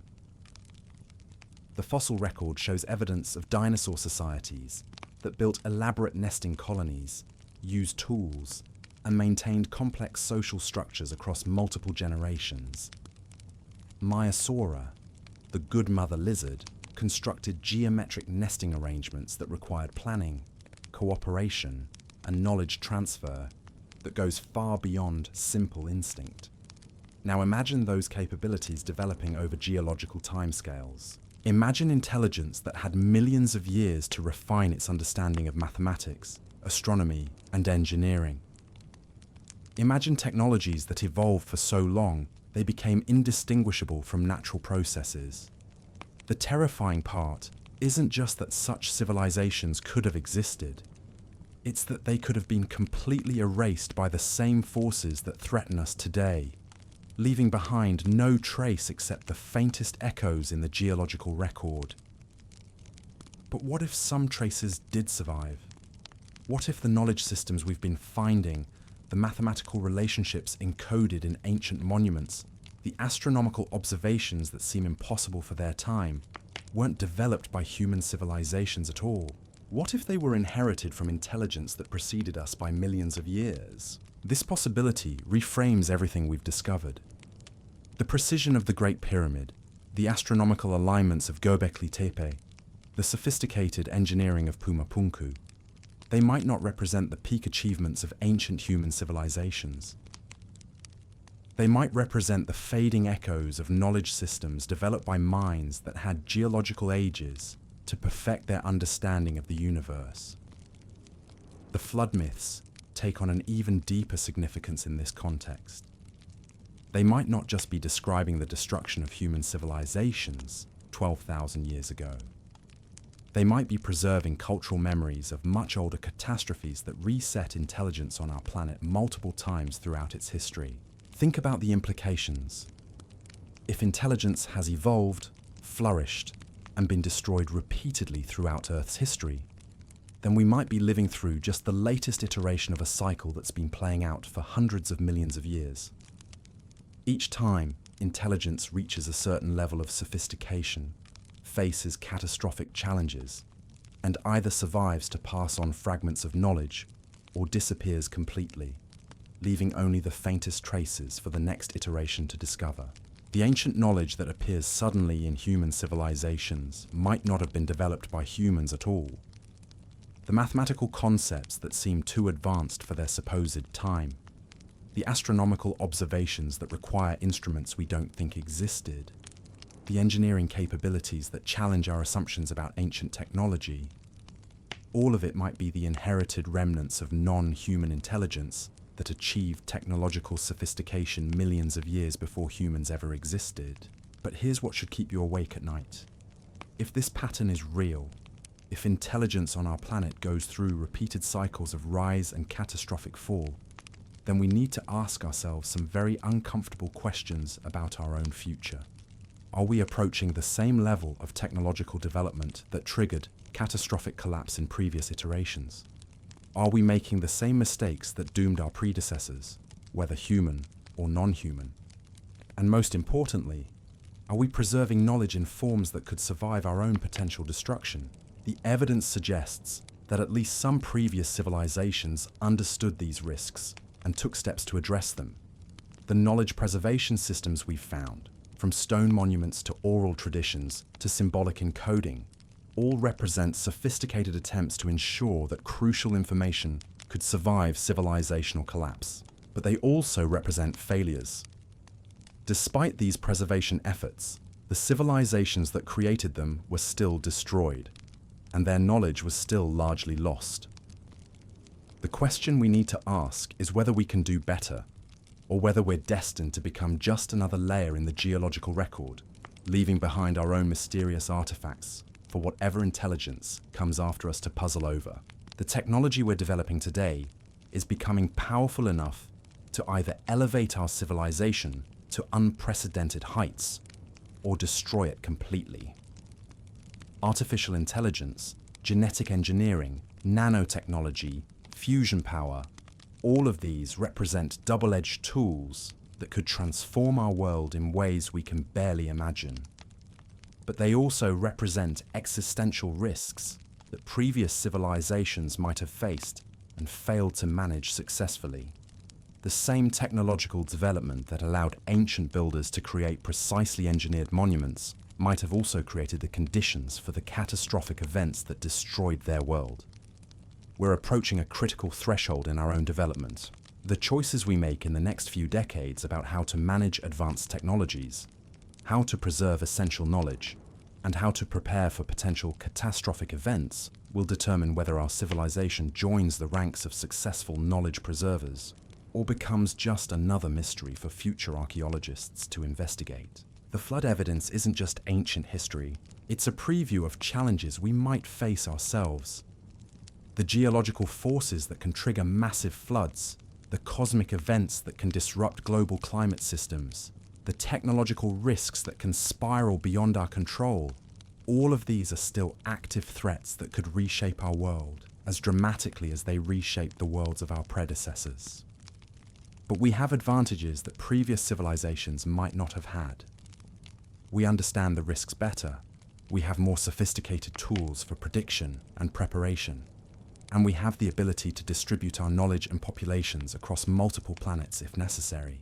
The question is whether we'll use these advantages wisely, or whether we'll repeat the same patterns that led to the destruction of whatever advanced civilizations came before us. The investigation is no longer just about understanding the past. It's about preparing for a future that might be more dangerous and uncertain than we want to admit.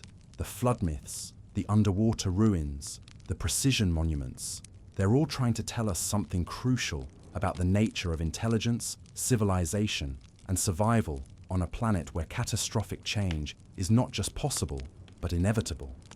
The survivors of previous catastrophes left us a message encoded in stone and story.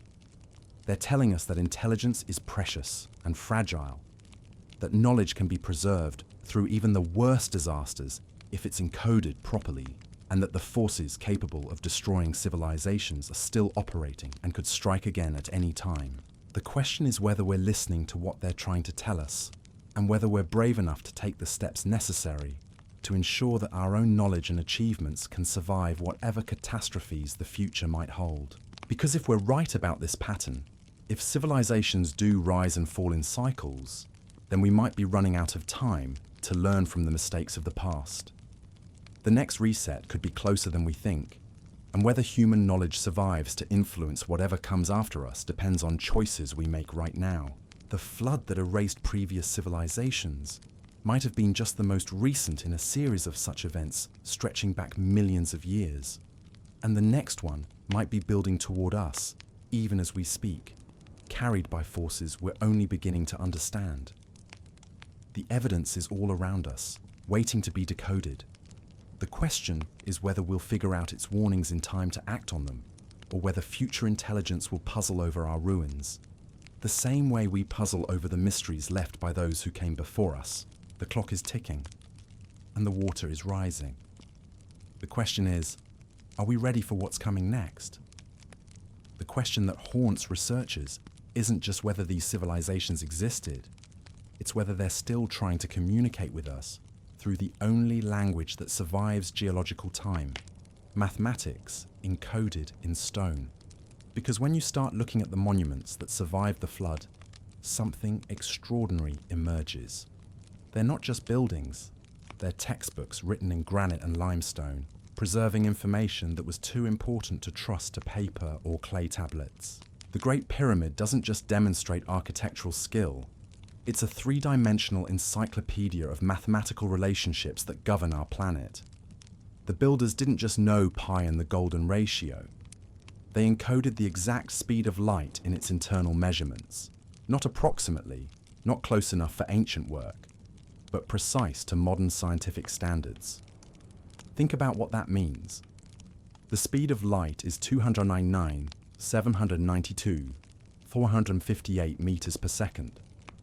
The Great Pyramid's internal dimensions, when calculated using the ancient Egyptian royal cubit, give you 299,792,462. That's an accuracy of 99.999%. You can't achieve that level of precision by accident, and you certainly can't achieve it without understanding concepts that we didn't rediscover until the 20th century. But it gets stranger. The pyramid's mass times the speed of light squared equals the energy output of the sun in a 24-hour period. Einstein's EEMC2 equation, carved in stone 4,500 years before Einstein was born. Either this is the most impossible coincidence in human history, or someone was trying to preserve fundamental constants of physics in the only permanent storage medium available. And the Great Pyramid isn't alone in this regard. Stonehenge, when measured correctly, encodes the exact length of the solar year down to the decimal places. The temple complexes at Angkor Wat contain architectural ratios that match the orbital periods of the planets in our solar system. Göbekli Tepe's stone circles align with stellar positions that won't repeat for another 26,000 years. These aren't religious monuments, they're survival manuals disguised as temples, encoding the fundamental principles of mathematics, physics, and astronomy in forms that could survive any conceivable catastrophe. But here's where this investigation takes a truly unsettling turn. Recent advances in quantum archaeology, the emerging science of extracting information from trace evidence, are revealing that some of these ancient sites contain more than just mathematical relationships. They contain what appears to be technological blueprints. At Pumapunku, researchers using ground-penetrating radar have discovered that the precisely cut stone blocks aren't random shapes. When arranged according to the geometric patterns found carved into nearby rocks, they form three-dimensional schematics for devices that look suspiciously like electrical generators, water purification systems, and even what appears to be a primitive computer processor. The blocks weren't just building materials, they were components in a massive technological system that we're only now beginning to understand. The site wasn't destroyed by earthquake or warfare. It was systematically disassembled, with each piece carefully numbered and stored according to a preservation protocol that ensured the technology could be reconstructed by anyone with sufficient mathematical knowledge. Similar patterns are emerging at other sites around the world. The Easter Island Moai aren't just statues. Recent analysis has revealed that they're positioned according to a global grid system that appears to map electromagnetic anomalies in the Earth's crust. The statues themselves contain metallic cores that respond to magnetic fields in ways that suggest they once functioned as components in a planet-wide communication network.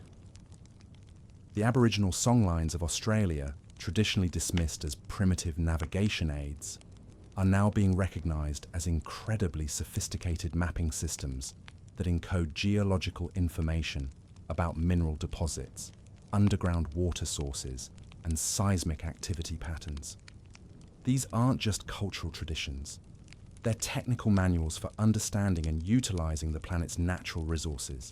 But perhaps the most disturbing discovery comes from analysis of ancient DNA samples preserved in ice cores and deep ocean sediments.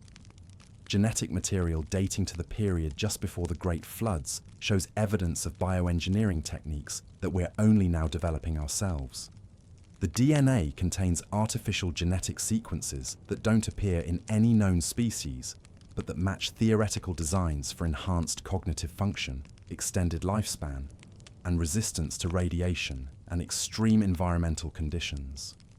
Someone was conducting advanced genetic engineering 12,000 years ago, and they were doing it on a scale that suggests they were preparing for exactly the kind of catastrophic event that eventually destroyed their civilization. The implications are staggering. The flood didn't just destroy cities and monuments, it erased evidence of biotechnology that was thousands of years ahead of our current capabilities. The survivors weren't just preserving architectural knowledge and mathematical concepts. They were carrying genetic modifications that allowed them to survive in post-catastrophe environments that would have killed unmodified humans. This explains some of the mysterious genetic anomalies that researchers have been finding in certain human populations. Groups that show unusual resistance to diseases, enhanced cognitive abilities, or physical characteristics that don't fit standard evolutionary models. They're not random mutations. They're the fading echoes of deliberate genetic modifications made by a civilization that understood they were facing extinction. But here's what should terrify us about this possibility. If the pre-flood civilization had advanced biotechnology, if they were modifying genetics to create survival advantages, then they were operating at a level of technological sophistication that we're just now approaching ourselves, and they still failed to prevent their own destruction. The genetic evidence suggests they had centuries, maybe millennia, to prepare for the catastrophic events that eventually overwhelmed them. They had time to build preservation systems, create survival protocols, and modify their own biology to increase their chances of surviving whatever was coming, and it still wasn't enough. The question we need to ask ourselves is, what did they know that we don't? What were they so afraid of that they felt the need to literally redesign human genetics to survive it?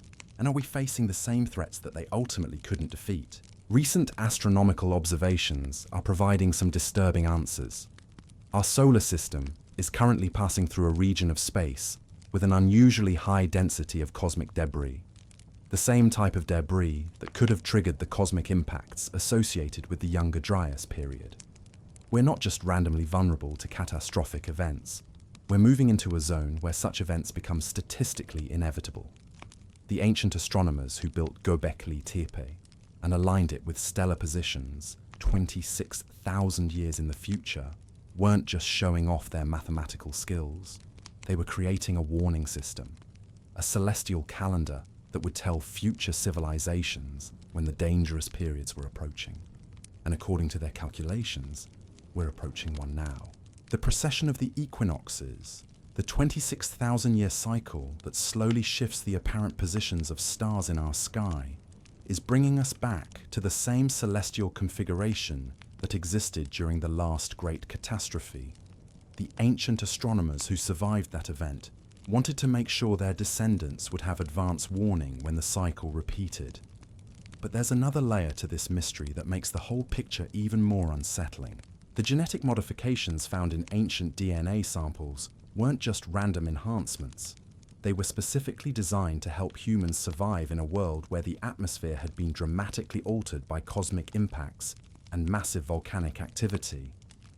Enhanced lung capacity for breathing in ash-filled air, improved kidney function for processing contaminated water, genetic resistance to radiation damage from cosmic rays penetrating a damaged ozone layer, modified digestive systems capable of extracting nutrition from plants and animals that had been genetically altered by radiation exposure. Someone spent enormous amounts of time and resources preparing for a very specific type of global catastrophe. Not just any disaster, but one that would fundamentally alter the chemistry of our planet's atmosphere and biosphere. And the genetic modifications they created were sophisticated enough to remain active in human populations for thousands of years after the original catastrophe.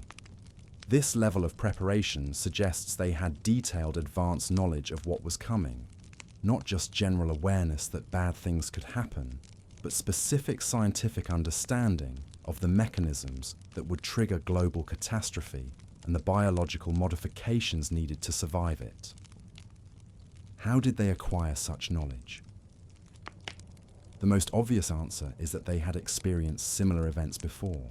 The genetic modifications, the mathematical preservation systems, the distributed survival protocols, all of it suggests a civilization that had learned from previous catastrophes and was applying that knowledge to prepare for the next one. But if that's true, then we're not looking at a single cycle of rise and fall. We're looking at multiple cycles, stretching back potentially millions of years, with each iteration learning from the mistakes of the previous one and developing more sophisticated survival strategies. The flood myths aren't just describing one catastrophe, they're describing the most recent catastrophe in a series that has been reshaping intelligence on our planet for geological ages. Each time, some knowledge is preserved, some is lost, and the survivors have to rebuild civilization from whatever fragments they can salvage. But here's the most disturbing implication of all. If this pattern is real, if catastrophic resets of planetary civilization happen on predictable cycles, then we might be approaching another one. And despite all our technological advancement, despite all our scientific knowledge, we might be just as vulnerable as our predecessors were. In fact, we might be more vulnerable. Previous civilizations understood the cyclical nature of catastrophe and built their entire knowledge preservation systems around surviving it. We've built our civilization on the assumption that catastrophic change is rare and manageable, that our technological systems are stable and permanent. We've concentrated our populations in locations that would be devastated by the kind of rapid sea level changes that marked previous catastrophic periods. We've made ourselves dependent on global supply chains and communication networks that could be severed by relatively minor environmental disruptions. We've stored our knowledge in forms that require constant technological maintenance to access. Most critically, we've lost the understanding that knowledge preservation requires deliberate, systematic effort over geological timescales. We assume that information, once discovered, will remain available forever. But the evidence from previous civilizations suggests that this assumption is dangerously naive. The ancient monument builders understood something we've forgotten: that the most important knowledge must be encoded in forms that can survive the collapse of the civilizations that created it.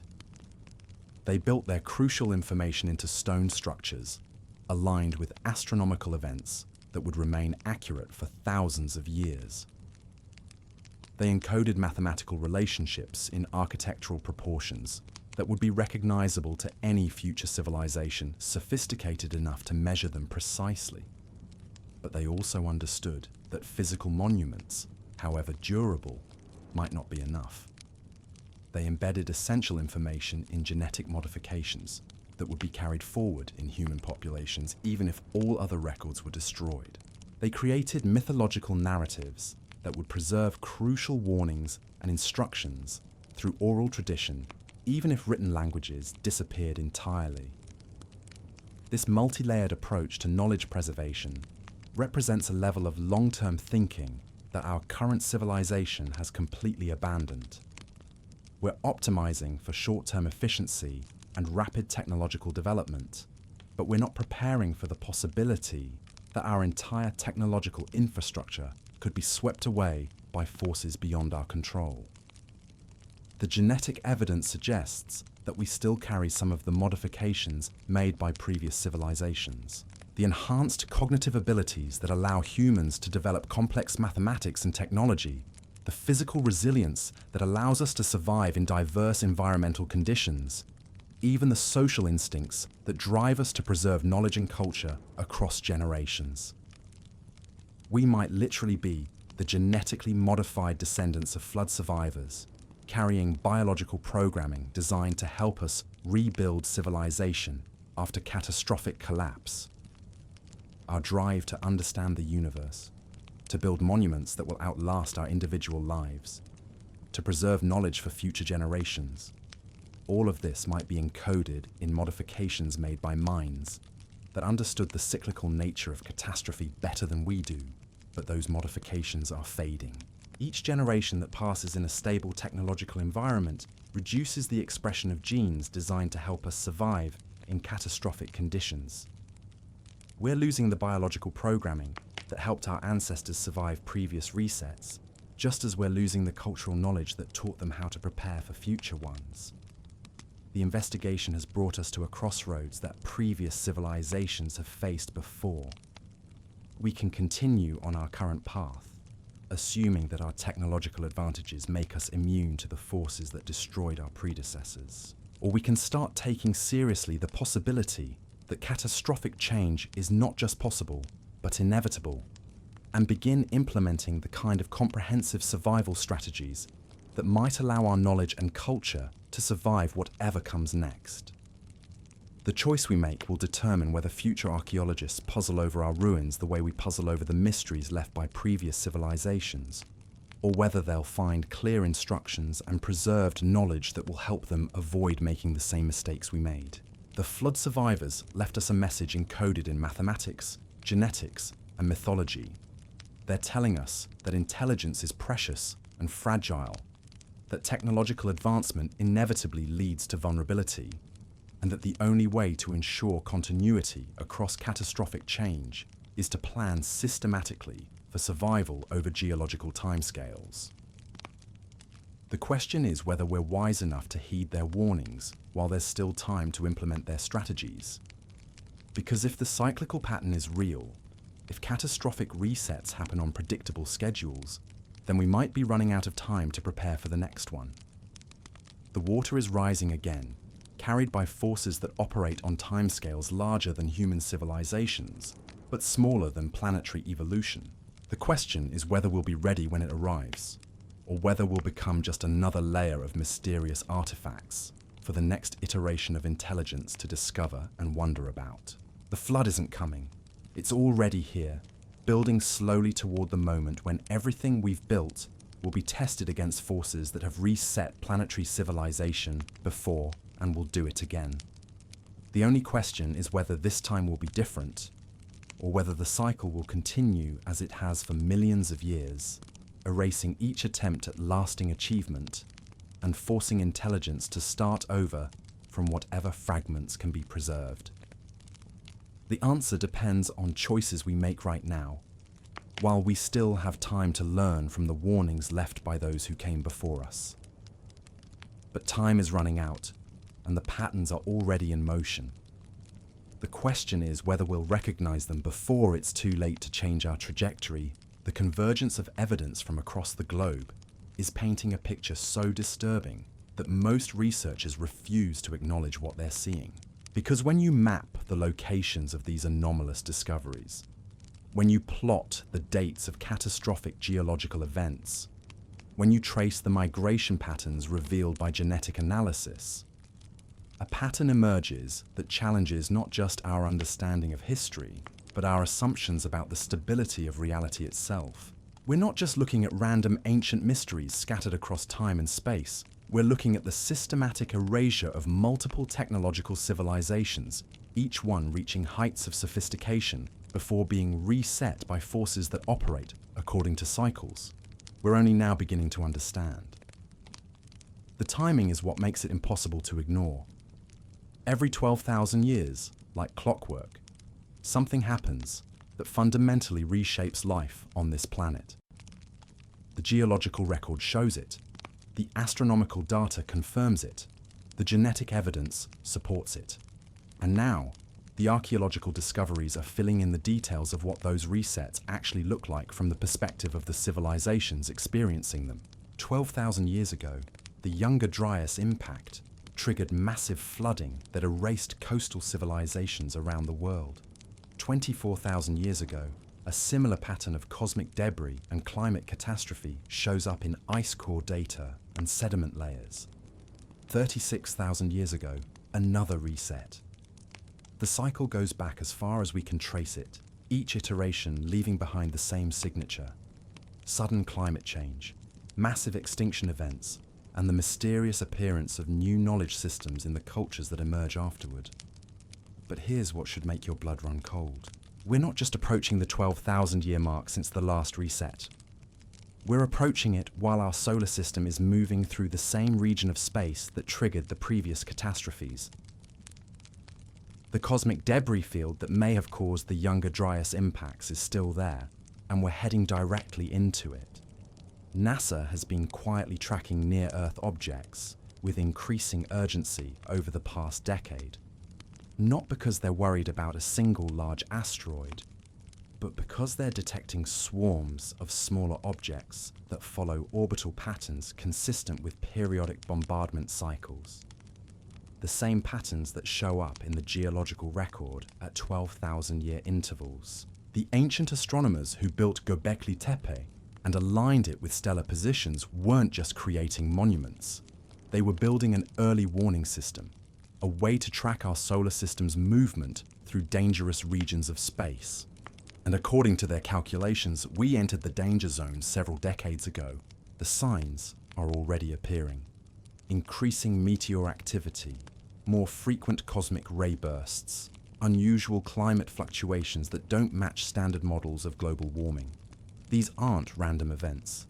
They're the early stages of the same process that destroyed previous civilizations. But the astronomical threats are just the beginning. Because what the genetic evidence reveals about previous civilizations suggests they didn't just face external catastrophes, they faced internal ones as well, triggered by their own technological development reaching critical thresholds. The DNA modifications found in ancient samples weren't just adaptations for surviving environmental catastrophe. They were modifications designed to help humans survive the aftermath of technological warfare on a scale that makes our current weapons look primitive. Enhanced radiation resistance, improved toxin processing, genetic markers that suggest exposure to biological agents that don't exist in nature. Someone was fighting wars with weapons that could alter the fundamental chemistry of life itself. And based on the timing of the genetic modifications, these conflicts may have been what triggered the cosmic events that finished the job of destroying those civilizations. Think about the implications. Advanced technological civilizations don't just get destroyed by random cosmic impacts. They get destroyed because their technology becomes powerful enough to destabilize the very systems that support planetary life. The weapons they create, the energy sources they harness, the biological modifications they attempt, all of it eventually reaches a point where it threatens the stability of the entire biosphere. And when that happens, the planet's natural systems respond with mechanisms designed to reset life to sustainable levels. Cosmic bombardment, massive volcanism, rapid climate change. all of it triggered by feedback loops that activate when technological activity exceeds certain thresholds. We're approaching those same thresholds now.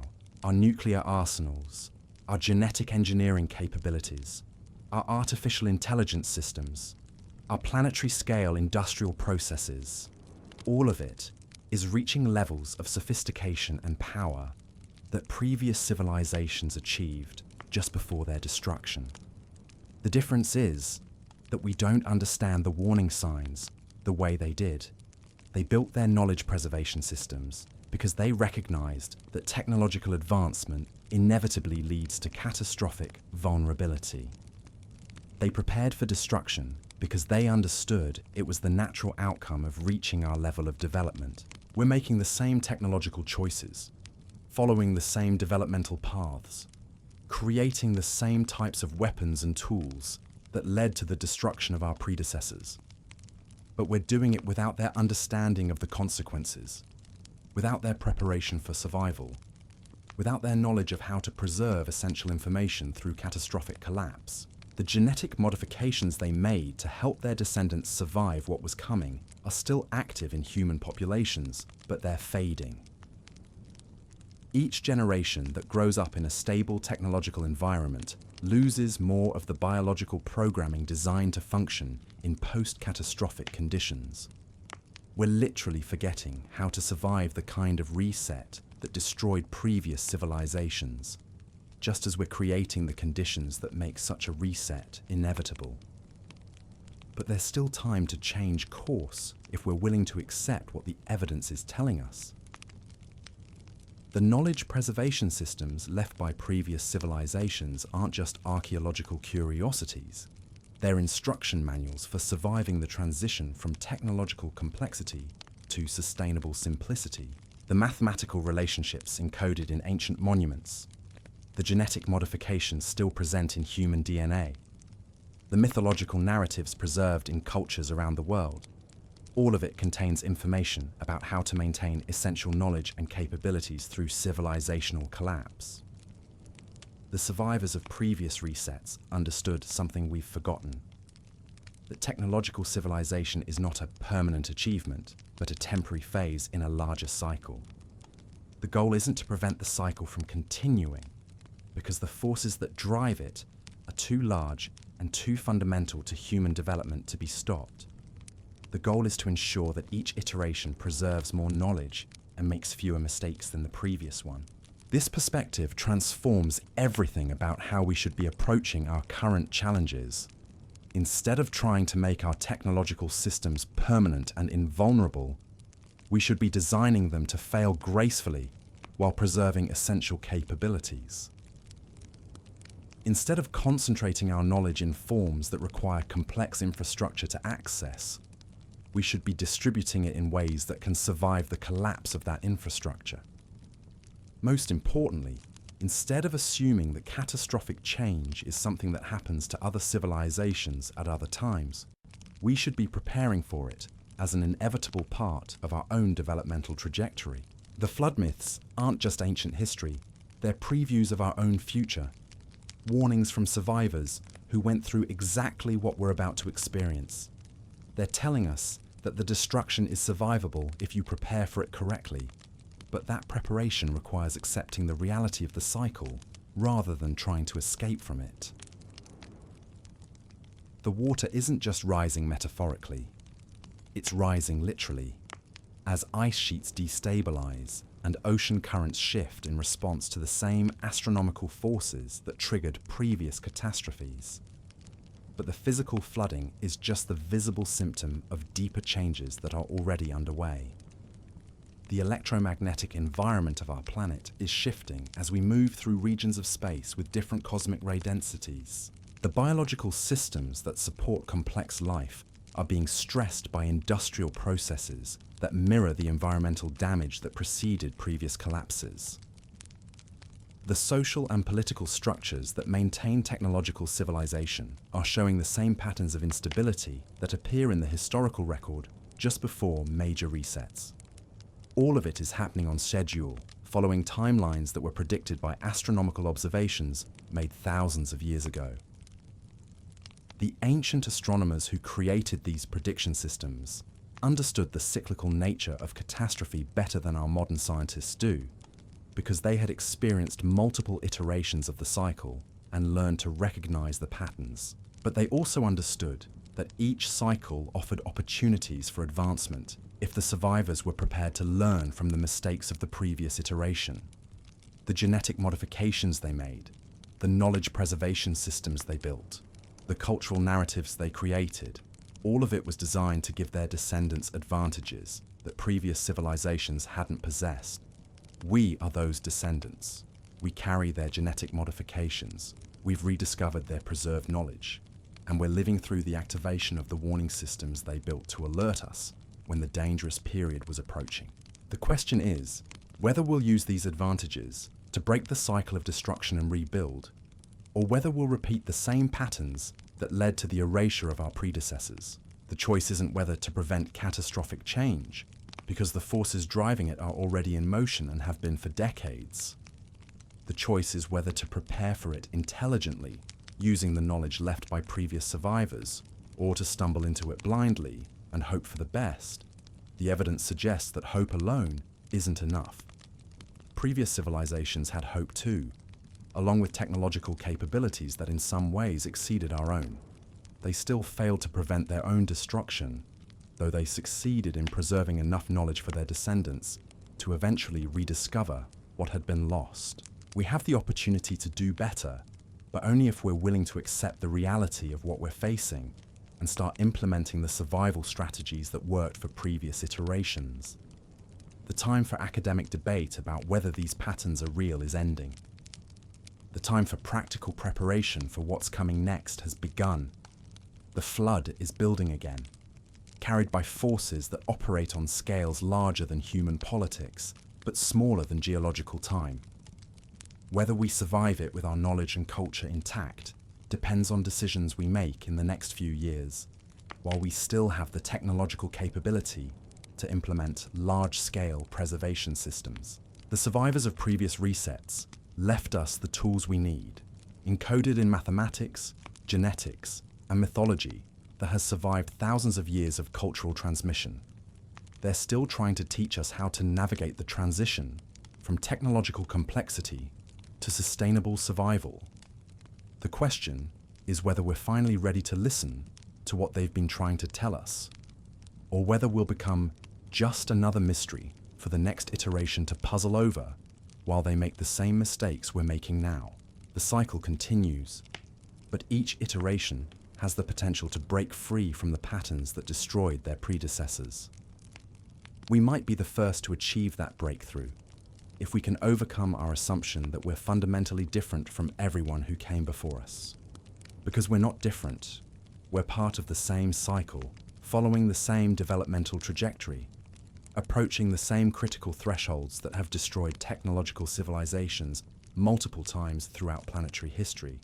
But we do have one advantage that previous iterations may not have possessed. We're starting to understand the cycle itself, and understanding might be enough to change the outcome if we act on that understanding while there's still time.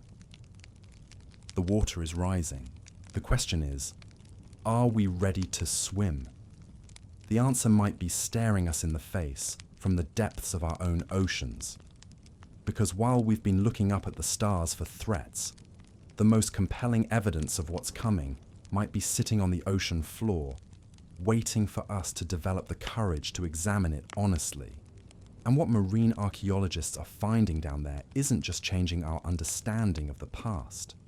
It's providing a terrifyingly accurate preview of our own future.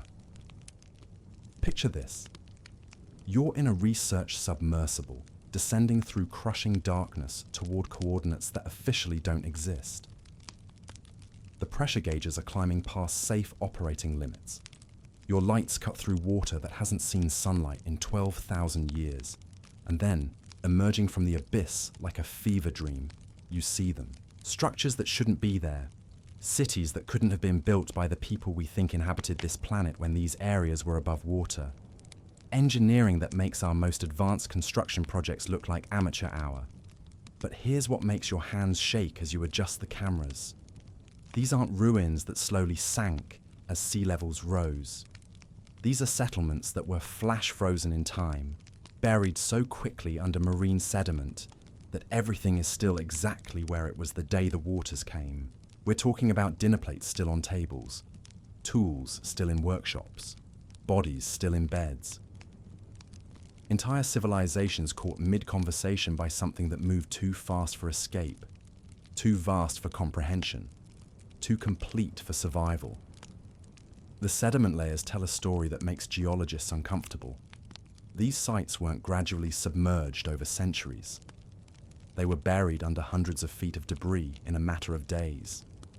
The kind of catastrophic deposition that only happens when you have water moving at speeds that can carry boulders like pebbles and bury continents under silt. And it's happening in locations all over the world, following patterns that suggest a single coordinated catastrophe rather than isolated local disasters. Off the coast of Japan, the structures aren't just precisely cut stone platforms. They're the remains of harbour facilities designed to accommodate vessels we can't identify, using docking systems we don't understand.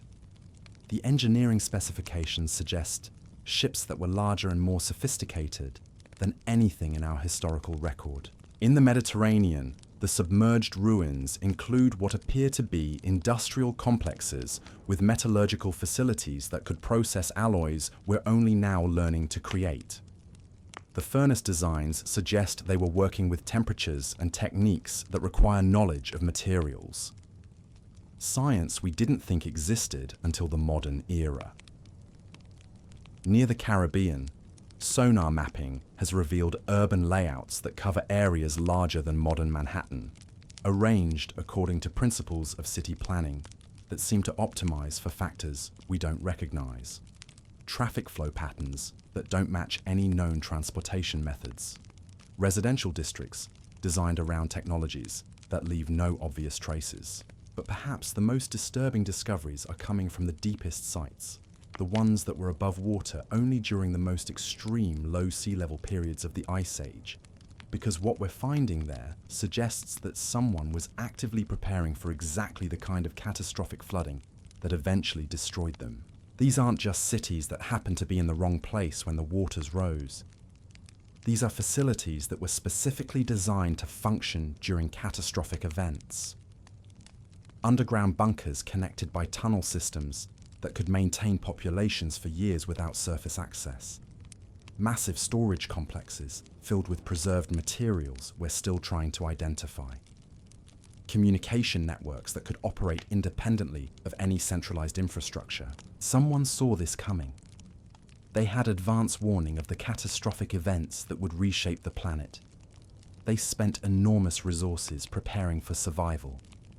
And they still couldn't prevent their civilization from being completely erased.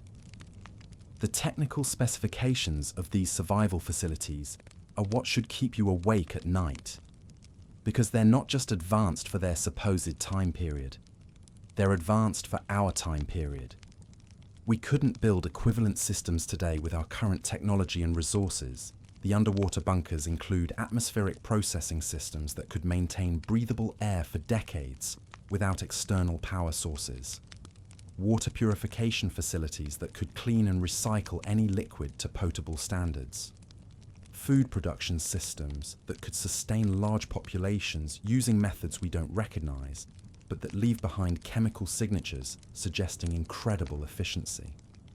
These people weren't just preparing for floods, they were preparing for the complete breakdown of surface civilization, for atmospheric contamination, for the possibility that the planet's basic life support systems would be compromised for extended periods. And they had the technological capability to build facilities that could actually function under those conditions. We're not looking at desperate improvisation by people facing unexpected disaster. We're looking at systematic, sophisticated preparation by people who understood exactly what was coming and had the industrial capacity to respond appropriately. But here's what makes this discovery truly terrifying. All of these preparation efforts failed. The bunkers were flooded. The communication networks were severed. The storage facilities were buried. The survival systems were overwhelmed. If a civilization with that level of technological sophistication and advanced preparation couldn't survive what happened 12,000 years ago, what makes us think our current preparations would be any more effective? Because we are preparing, whether we admit it or not. The seed vaults, the underground data centers, the distributed communication networks, the space-based backup systems, all of it represents the same impulse that drove previous civilizations to build their survival facilities. We sense that catastrophic change is possible, and we're taking steps to preserve essential capabilities through potential disruptions. But our preparations are amateur compared to what we're finding on the ocean floor. We're planning for disruptions that last months or years. They were planning for disruptions that could last millennia. We're trying to preserve digital information. They were preserving the industrial capacity to recreate their entire technological base from raw materials, and they still lost everything. The genetic evidence we discussed earlier takes on new meaning when you understand the scale of preparation these civilizations attempted. The biological modifications weren't just adaptations for surviving environmental catastrophe. They were part of a comprehensive survival strategy that included technological, social, and genetic components all working together. They were trying to create humans who could rebuild advanced civilization, even if all infrastructure was destroyed, all written knowledge was lost, and all institutional memory was erased. The genetic modifications were designed to preserve essential capabilities at the biological level, ensuring that survivors would have the cognitive tools needed to rediscover advanced mathematics, the physical capabilities needed to work with sophisticated materials, and the social instincts needed to organize complex reconstruction projects. But the most disturbing aspect of these preparations is how closely they mirror what we're beginning to do ourselves. The genetic research into cognitive enhancement, the experiments with longevity treatments, the attempts to create humans who could survive in space or on other planets, all of it follows the same patterns we see in the DNA evidence from pre-flood populations. We're not just facing the same external threats that destroyed previous civilizations. We're responding to those threats in exactly the same ways, making the same choices, developing the same technologies, and probably heading toward the same outcome. The difference is that we don't have their advanced warning systems. They built astronomical observatories that could track cosmic threats thousands of years in advance. They created prediction models that could forecast the timing of catastrophic cycles with precision we can barely match today. They understood the relationship between technological development and catastrophic vulnerability in ways we're only beginning to grasp. We're stumbling toward the same precipice they fell from, but we're doing it blind, without their knowledge of what lies ahead, or their understanding of how to prepare for it effectively. The underwater cities aren't just archaeological sites, they're crime scenes. Evidence of the systematic murder of technological civilization by forces that operate according to laws we don't understand, following schedules we haven't learned to read, targeting vulnerabilities we haven't learned to protect. And the killer is still out there, following the same patterns, approaching the same targets, preparing to strike again. The astronomical data confirms what the underwater ruins suggest. We're not approaching a random catastrophic event. We're approaching the next iteration of a cycle that has been reshaping planetary civilization for millions of years. The cosmic debris fields, the climate instabilities, the geological stress patterns, all of it is building toward another reset. But this time, we have something our predecessors didn't. We have their warnings, the monuments they built, the knowledge they preserved, the genetic modifications they made. All of it was designed to give their descendants advantages in preparing for the next cycle. The question is whether we're wise enough to use those advantages, or whether we'll repeat their mistakes and leave our own underwater ruins for the next iteration to discover and puzzle over. Because the cycle isn't slowing down. If anything, it's accelerating. The technological development that triggers catastrophic vulnerability is happening faster now than it did in previous civilizations. We're reaching critical thresholds in decades rather than centuries. creating weapons and tools that could destabilize planetary systems without the institutional wisdom needed to manage them safely. The flood myths were never about punishment for moral failings. They were about the inevitable consequences of intelligence reaching certain levels of capability without developing corresponding levels of wisdom. They were warnings about what happens when technological power exceeds the understanding needed to use it responsibly. And those warnings are more relevant now than they've ever been, because we're approaching the same crossroads that destroyed our predecessors, but we're approaching it faster and with less preparation than any previous civilization.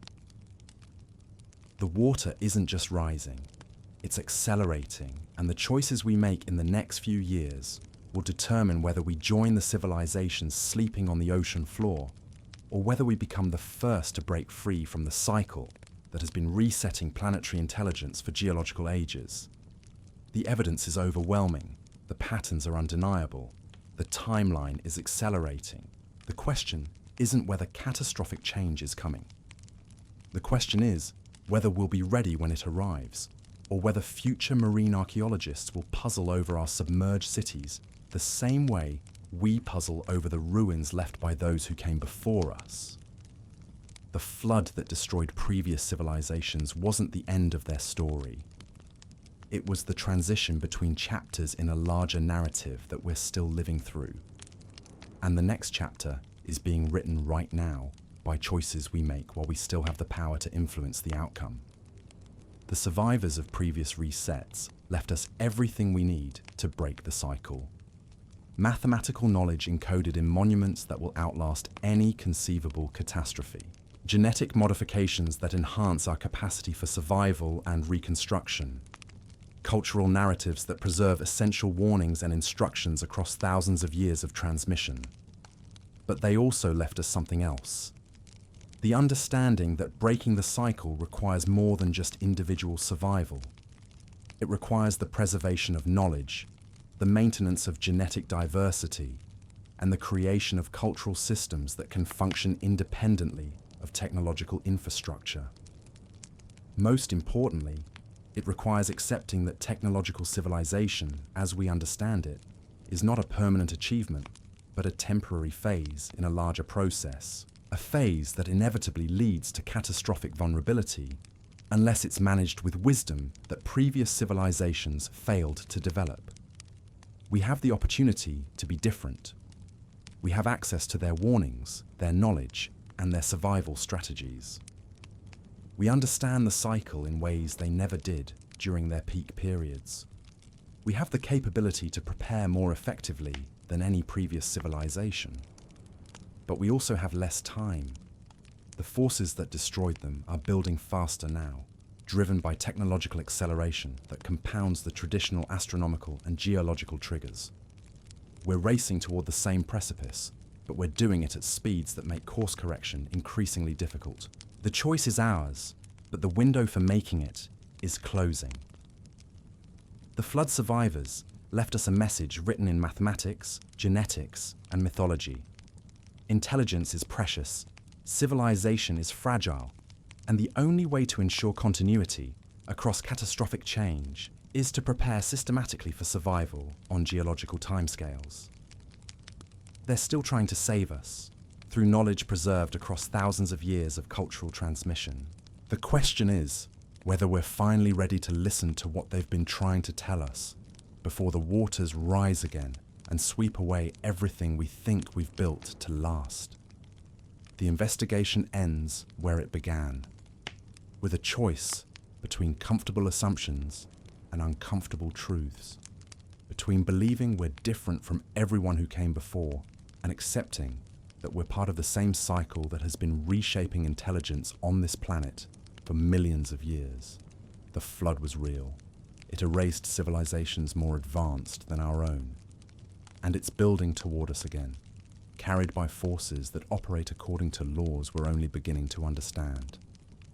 The only question left is, what are we going to do about it?